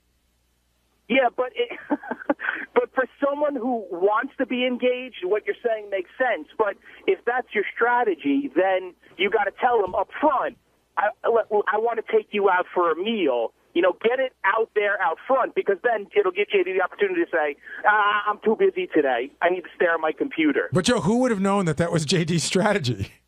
But but you got to anticipate that's what is in JD's head, because he doesn't want to talk to anyone because he can't. I could have thought about it all day, and I would have never seen it coming. Do you use food as a defense mechanism, like the caller suggesting? I don't think so. I was more worried about trying to finish what I had to do. I'm not talking about this specific instance. I just mean in general. Like if people come up to you and they see you eating, they're probably going to leave you alone. Well, they still don't with these tours. That doesn't stop anybody. Yeah, actually, you're right. Al, let's take a break. When we come back, we'll move off of JD and his eating habits. Okay. JD is left. You should come back, JD, if you want to join in this conversation. But when you walked out, we were talking about the premiere, and we want you to look good. And not that you don't look good. Well, maybe people don't think you look that good regularly. But, Gary, you proposed something I think is worth talking about. I said let's just take him to Macy's. What, $300, $400? Get him a nice black suit, a regular black suit, good for funerals, weddings, bar mitzvahs, and red carpets. This good old fashioned black suit, and get it fitted for him. Because one of the things, there's two things wrong with the suit he has. The first one, it's crappy color, and the second thing is it doesn't fit him. Do you think we should do that, Ronnie? Oh, definitely. I'm in on it if you want. I'll go in on it with you guys. I always say he needs a nice suit. Just get a, Yeah. I'll even take him if you want. I think you may have to do that because, one, I know he hates going shopping, but two, he may not know what to pick. You know what I mean? Like he may, if he mixes and matches, he may get the wrong color or who knows. And this is a red carpet event that he's going to. Now, John, you said he won't take it. I don't think he will. I It think depends how you give it. Well, yeah, I think he's got to go with you to do it. That's the whole thing. But it's almost like I think you'd have to bring the guy here, say, hey, we got you a gift, and this is it. That's not how it works. We can't Guys do don't come here. I don't. But if you really want him to do it, that's the way to do it. By the way, I think you're not doing him any favors by bringing a guy here. JD needs to learn to go to a store and buy a fucking suit. I don't know. He does look great dressed up, though. He's a nice. He has a nice build. It will help him. Yeah. I think he's going to see it as charity, and he gets really defensive and upset if anybody wants to sort of give him charity. Make it like one of those sitcom things where you like work out with Macy's in advance. That the suits are only $15. Well, I hope he's up for it. I'd be happy to chip in on that and have him looking good for this premiere. I'll chip in too. All right. So, I'm not. I just want to say that for the show. But you're not really going to chip in? Is that what you mean? I've gone to Macy's and bought a decent suit. I buy all my suits for like $300. They have all the name brands. Not a commercial for them, by the way. They have all the name brands, and so you can go and look. These have like 20 different brands. You buy them right off the rack. Ronnie's saying you can mix and match. So JD, we've decided that we want to help out. And we're going to chip in and get you a suit for the premiere. Oh, what? We decided that I'm taking you. You hear me? You're going with me. You think there's no answer? You think the suit you have looks good? Oh, I'm not being a dick. No. I'm not saying it's like the greatest suit. No, it doesn't fit you. Dude, it's hideous. When did you see me? I've seen you. When did you see me? At the last function that he had to wear a suit. I think it was John's daughter's thing. No, that's the same goddamn suit. No, it's not. Yeah, it is. No, it's not. It's a piece of shit. Hey, JD, when's your birthday? It's in December 29th. So make this your birthday. This is your birthday present. John and I and Ronnie want to get you a suit for your birthday. And Benji for the air. Well, I mean, this premiere is on Tuesday. So okay, so on Thursday we're going. So now you can get one right off the rack. It'll look nice. It'll fit you nice. It'll be black. You'll probably feel more comfortable going. You look good. You're going to be up there with Beth. I mean, you want to, hold your own. Well, I'm just there for the movie. I don't care how I. But wouldn't you rather have a suit just in general to be ready for all the things that you need to do? You need a suit. Well, that's what the suit's for that I have. But it's not a good-looking suit. Garbage. Do it for Beth's sake. Whatever. All right. So whoa. Hold on. If you're tortured, I don't want you to do it. Yeah, but I think you might enjoy having it. No, listen. Would I love to have a nice suit? Sure. Good, but, then just do it. What's You're the doing butt? it. Hold on. What's the butt? No, it's just just going and trying it on and having to wear it and stuff.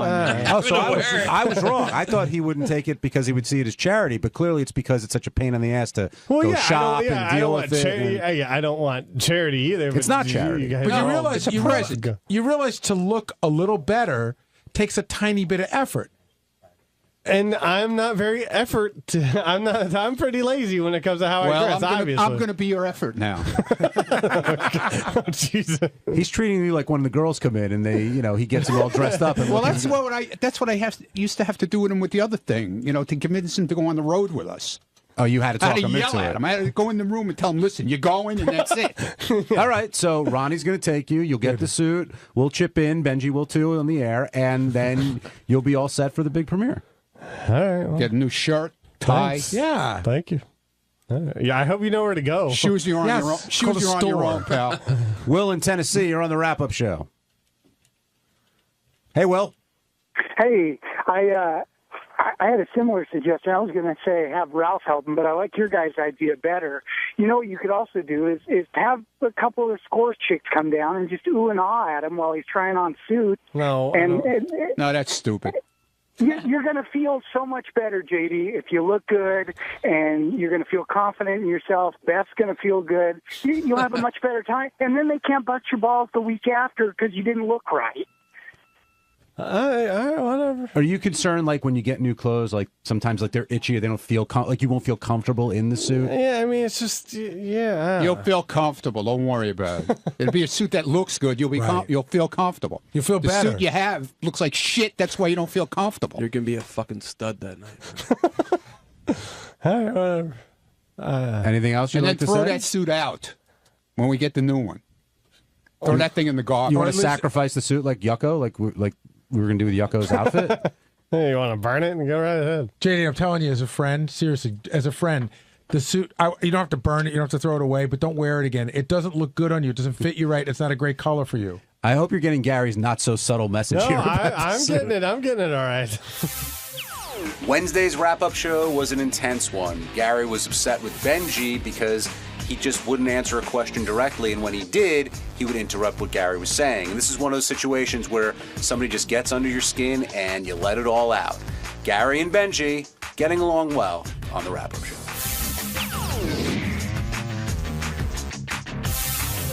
I do want to dip my toe into Benji's world, and I'm not calling it a vortex now. Did you hear that? I just heard you burn your toe.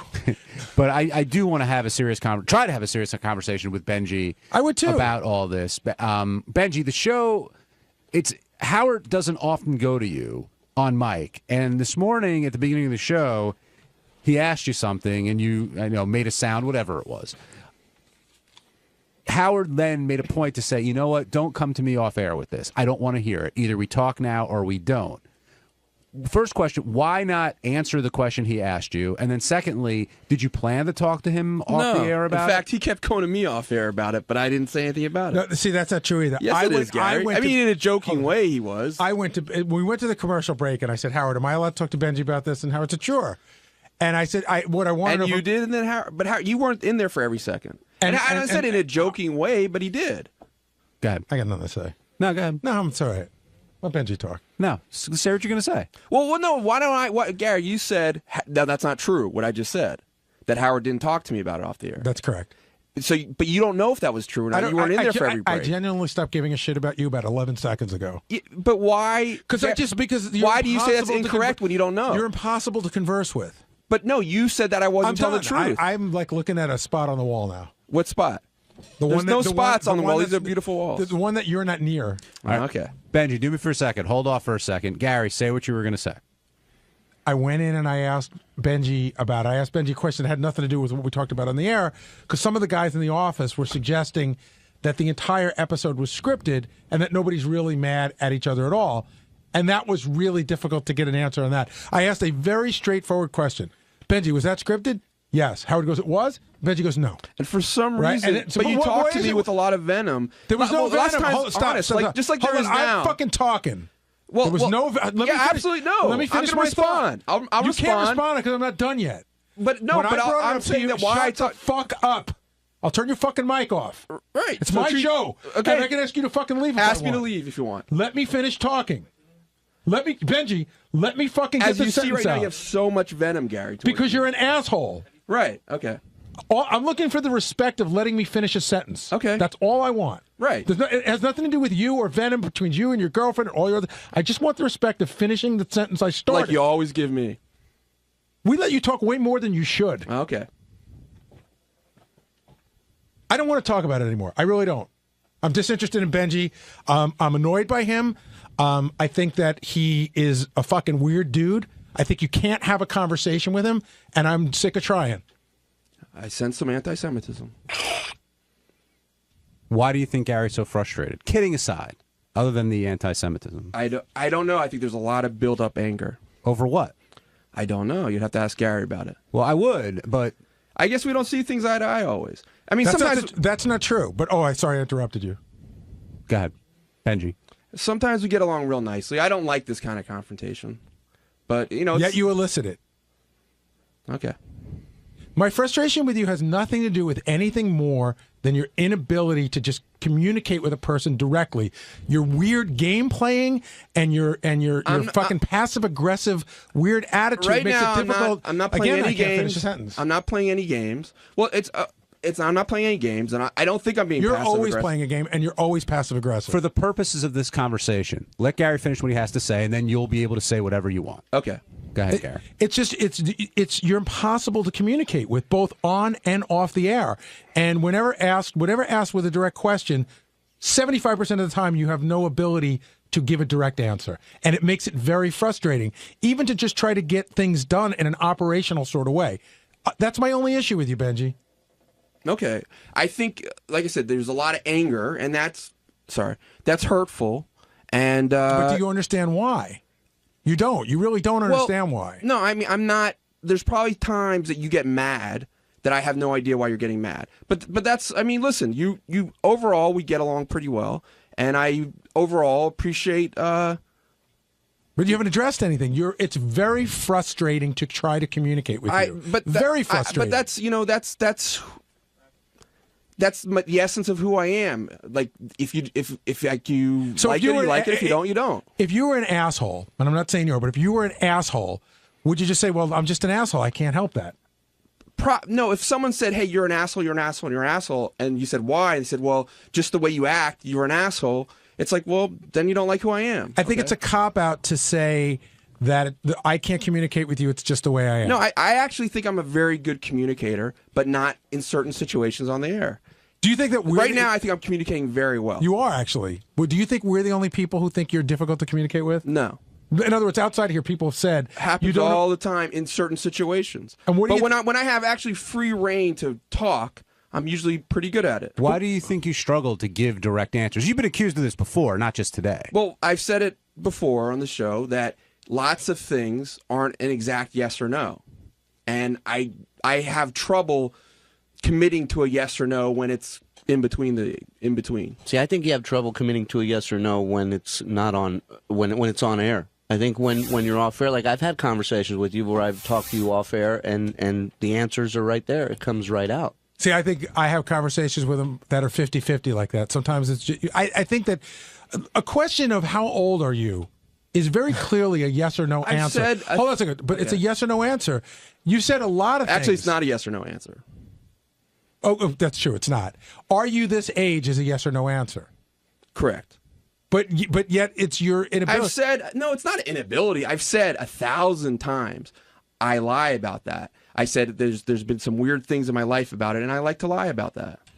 You're clearer now than you were the first 150 times we asked you about it. But Benji, one thing that you do is a lot of times you'll say you've been unfairly painted as X, Y, and Z, and I think the reason you've been painted as such is because you've acted that way with certain things. So you can't expect people to treat you a certain way or expect an answer from you if this has been your past history. Do you know what I mean? I know you think that categorization is unfair at times, but people get frustrated in dealing with you in certain ways, and I know you're smart enough to see that. Now, do you enjoy sort of the game of, like lying about your age and stuff like that just to see how people are going to react? Or some things I enjoy the game about, yeah. But if you see that it's frustrating other people, why not let it go? God, I read. Who did I don't know. Well, because I'm not going to. I mean, I'm not always catering to other people. Right, so that's just who you are. Yeah. Okay. Now, when you're in there with Howard and he's asking you a question point blank and you're not answering, are you doing it because you think it's a funny element for the show and it adds... Normally I am trying to answer. Today, it's not something I wanted to talk about. So why not say it's something I don't want to talk about on the air? Maybe that would have been a better first response, but usually that's not respected either with me. Usually it's not. But it probably would have made it smaller. No, that's fair because a lot of times that's the kickoff for a much bigger conversation if you're like, I really don't want to talk about this. So, Gary, what's the way Benji should have handled it? Just answer the question. Howard said, hey, I don't want to talk about it. Howard gave you a hard time about, I understand, I just don't want to talk about it. There were people in the back, I don't know that I totally agree with this, that are the feeling is if you get to plug Elisa's song every day, yours and Elisa's song every day, then the trade-off is you need to talk about some things. Okay. So Lisa, no, but I'm asking you how you feel about that. In other words, you're getting something out of this. It's not something you're owed. No, you're not owed a plug. A plug is a gift. So if you're getting something as a gift, do you feel any need to give something back? Yes, I do. I think I do a very good job. If you want to give me a plug, give me a plug. If you don't, don't. Jim in North Carolina, you're on the wrap-up show. Yeah, I mean, Gary, how can you let Benji get to you this much? I'm so upset that I did, Jim. I mean, it seems like you really hate him, and not only today, but in a lot of other situations too, man. Listen, I don't deny I am very orderly. I like my stuff in order. People out there might go, oh, Gary, you're very disorganized. Howard's always goofing on you. I'm very orderly. I like things to go a certain way. You ask a question, you get an answer. That's how things progress. And Benji frustrates me on that level. I do not hate Benji by any stretch of the imagination. But he does get to me. At the moment, you did say a couple minutes ago, you're a real weird guy. And I think, maybe you didn't use the word hate, but something like that. You're weird. But you were like, you said because of that, it sounded like you don't like me. No, you're a weird guy. I like you, and you're a weird guy. But the way you say it sounds like you have a lot of anger. I'm angry when you act like that, and you make our lives difficult. Okay. I will say you make our lives difficult a lot of times outside of the show, whether it's, and again, I'm not going to open up this box, but it's showing up late to the show or to meetings or being where you're supposed to be when you're supposed to be. Sometimes that disorder frustrates me. I'm sorry. Do you think Gary hates you? No, like I said, I think Gary is. A lot of times I admire, like, he's in a very powerful position, and he tries to be diplomatic, even when he doesn't have to be, and I appreciate that. But there is, I think, a lot of anger towards me that is not enjoyable for me. Were you upset that Marianne called in towards the end of the show today? Yes. Because you feel like that's off-air business, not on-air business? Yes. I would guess, and I'm not saying this is right, that Marianne feels that it's very difficult to rectify this off the air, and on the air was her best chance. I've seen people do it a bunch of times. I gave millions of opportunities off the air. And I mean, again, not to get into it. In other words, you said, "Hey, we can all get together and talk about this," and that was refused. Yes. And everybody was willing to get together because, again, watching everyone wasn't. That's why it didn't happen. Let's put it this way. You're obviously willing to get together. And Elisa was. Because, again, watching and it's a reality show, which is, they edit you however they want to edit you. It made it sound like Elisa was much less interested in dealing with Marianne. That was about a year and a half into it when the show was shot. So what's the status now, or would you rather not say? No, we're not communicating. So you're not friends? She treated my girlfriend poorly, and I didn't like that. And I said I gave a lot of opportunities to make it better, and it didn't ever happen. How are things with you and Elisa? Good. Elisa Jordana. Well, I don't need to say her last name. People know. That's not her last name. It's like Eliza. Elisa. It's one word, Elisa Jordana? Yeah. Okay, I didn't know that. Yeah. Elisa Jordana 2323 on. And are you gonna get flack for this, or is it good because it's getting her name out there? I don't think she likes her name. I won't get flack for this, but no, I don't think there will be flack for this. Jason in Toronto, you're on the wrap-up show. Guys, I love you. You're the best show on earth. Thank you for your efforts always. I just have to say, it must be hard for Gary and John in the studio looking Benji in the face. But, man, it's time to Jackie the Joke Man, Benji. I mean, I get, Gary, I get you're saying you don't hate him, and I feel it, too. I don't hate Benji either. I'm sick of hearing of him. I'm sick of his shtick. We don't need it anymore as the listeners, man. Like, take you and your Sideshow Circus girlfriend somewhere else. We don't want it. I mean, God, you don't let your boss finish a sentence. Do you hear yourself, man? Howard's not the boss. Howard owns the company. Gary's your boss. Show some respect. You never. I actually think I act very respectfully. On a show when we're talking, I usually do, and I think that's why I have problems communicating. I'm very, very deferential to Howard. I'm probably less deferential to Gary in this situation on the air, although I don't think I'm disrespectful, but I'm probably more, hey, we're equals in talking, as I would in conversationally. I'm still a little deferential. I'm much more deferential to Gary off the air, probably much more than most people here. And listen, there's a lot more latitude for how you act on the wrap-up show. We sort of have an open door, like you can come here and speak your mind. So, I mean, if Benji came in and said, I hate your wife, and I think this is, that would be insulting. But if Benji's got a beef with me on a level, or if I have beef with him, we're pretty open about letting people air it out here. Aaron in Jersey, you're on the wrap-up show. Hey, good morning, everybody. Hello.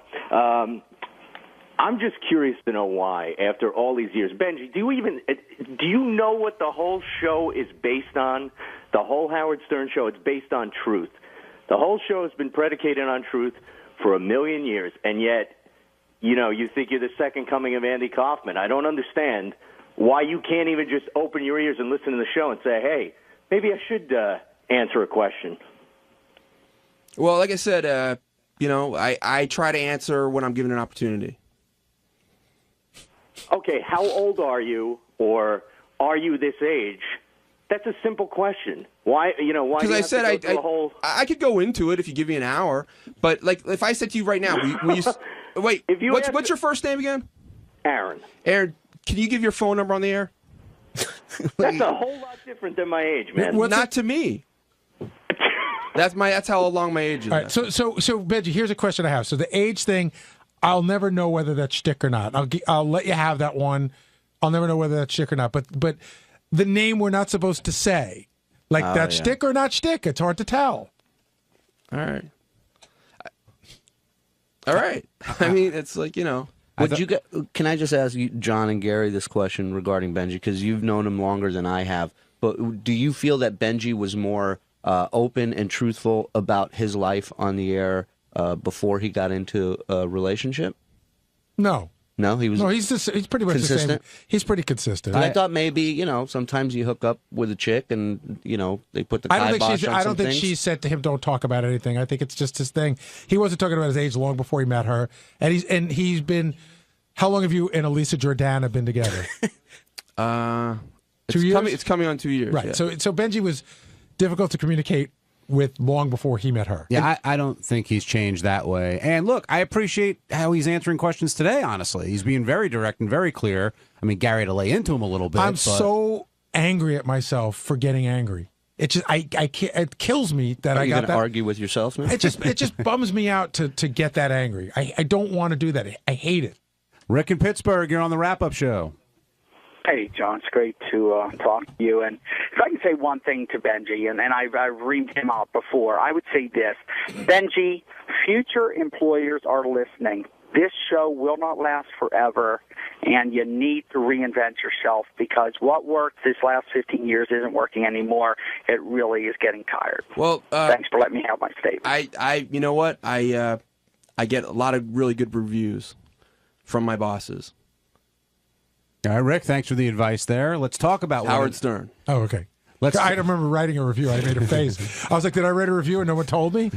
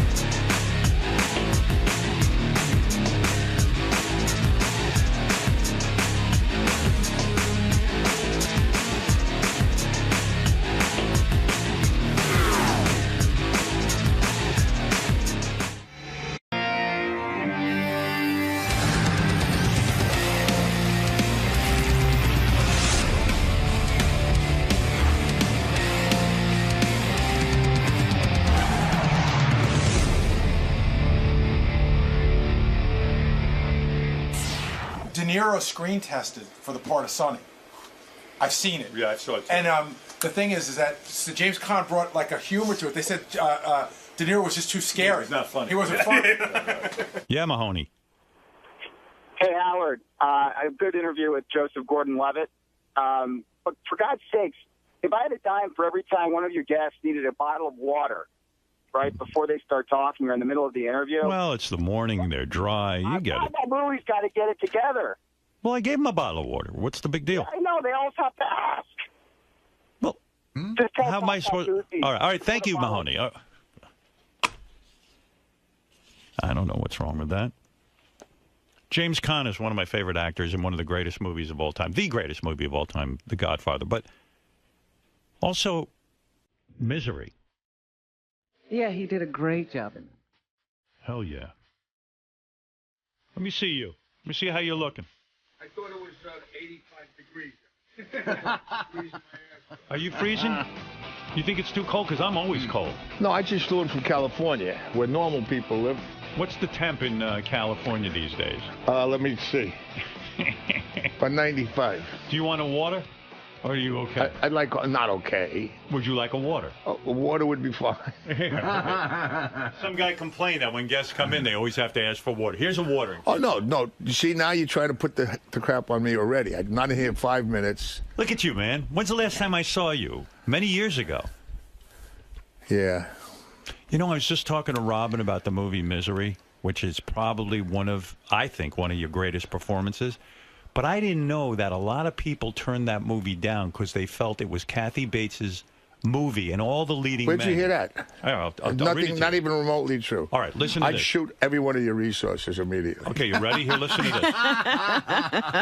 Jack Nicholson turned down the role because he felt that he had just made Stephen King's The Shining, but also he felt Kathy Bates had more things to do in the movie than he did. You see, that would be a very selfish answer, wouldn't it? But true. What are you talking about? What's true? You say it's not true. Absolutely. I turned down Cuckoo's Nest 4 times before Jack got it. I'll tell you exactly what you've turned down, which is a staggering list of things you turned down. Let me ask you something. Yeah, go ahead. When I come into your house, like for a cup of coffee, do you usually ask me to sit down, or am I going to stand up here like Take this? a seat. Who's stopping you? Well, You're acting like I'm keeping you from sitting down. They started bombarding him with questions as he walked through the door. Yeah. He didn't know what to do. Thanks, Rob. Do you have nightmares over turning down One Flew Over the Cuckoo's Nest? That would have been your... No, I have nightmares. I'm famous for that. Yeah, but you had you've been nominated for an Academy Award. You never won the Academy Award, which is a shame. Sure. But okay, One Flew Over the Cuckoo's Nest would have been your Academy Award, yeah? Maybe. I don't know. I'm saying Jack was wonderful. Why did you turn it down 4 times? Because I'm a genius. And Milos came to me, Milos Forman, 4 times, not once. And I said... what? It's not visual enough. What does that mean? What was your thought It was there? not. It's all takes place in 4 walls. It's just a nice stage play. You didn't think it was a movie? Exactly. When you went Which shows you... Well, no one knows everything. No one has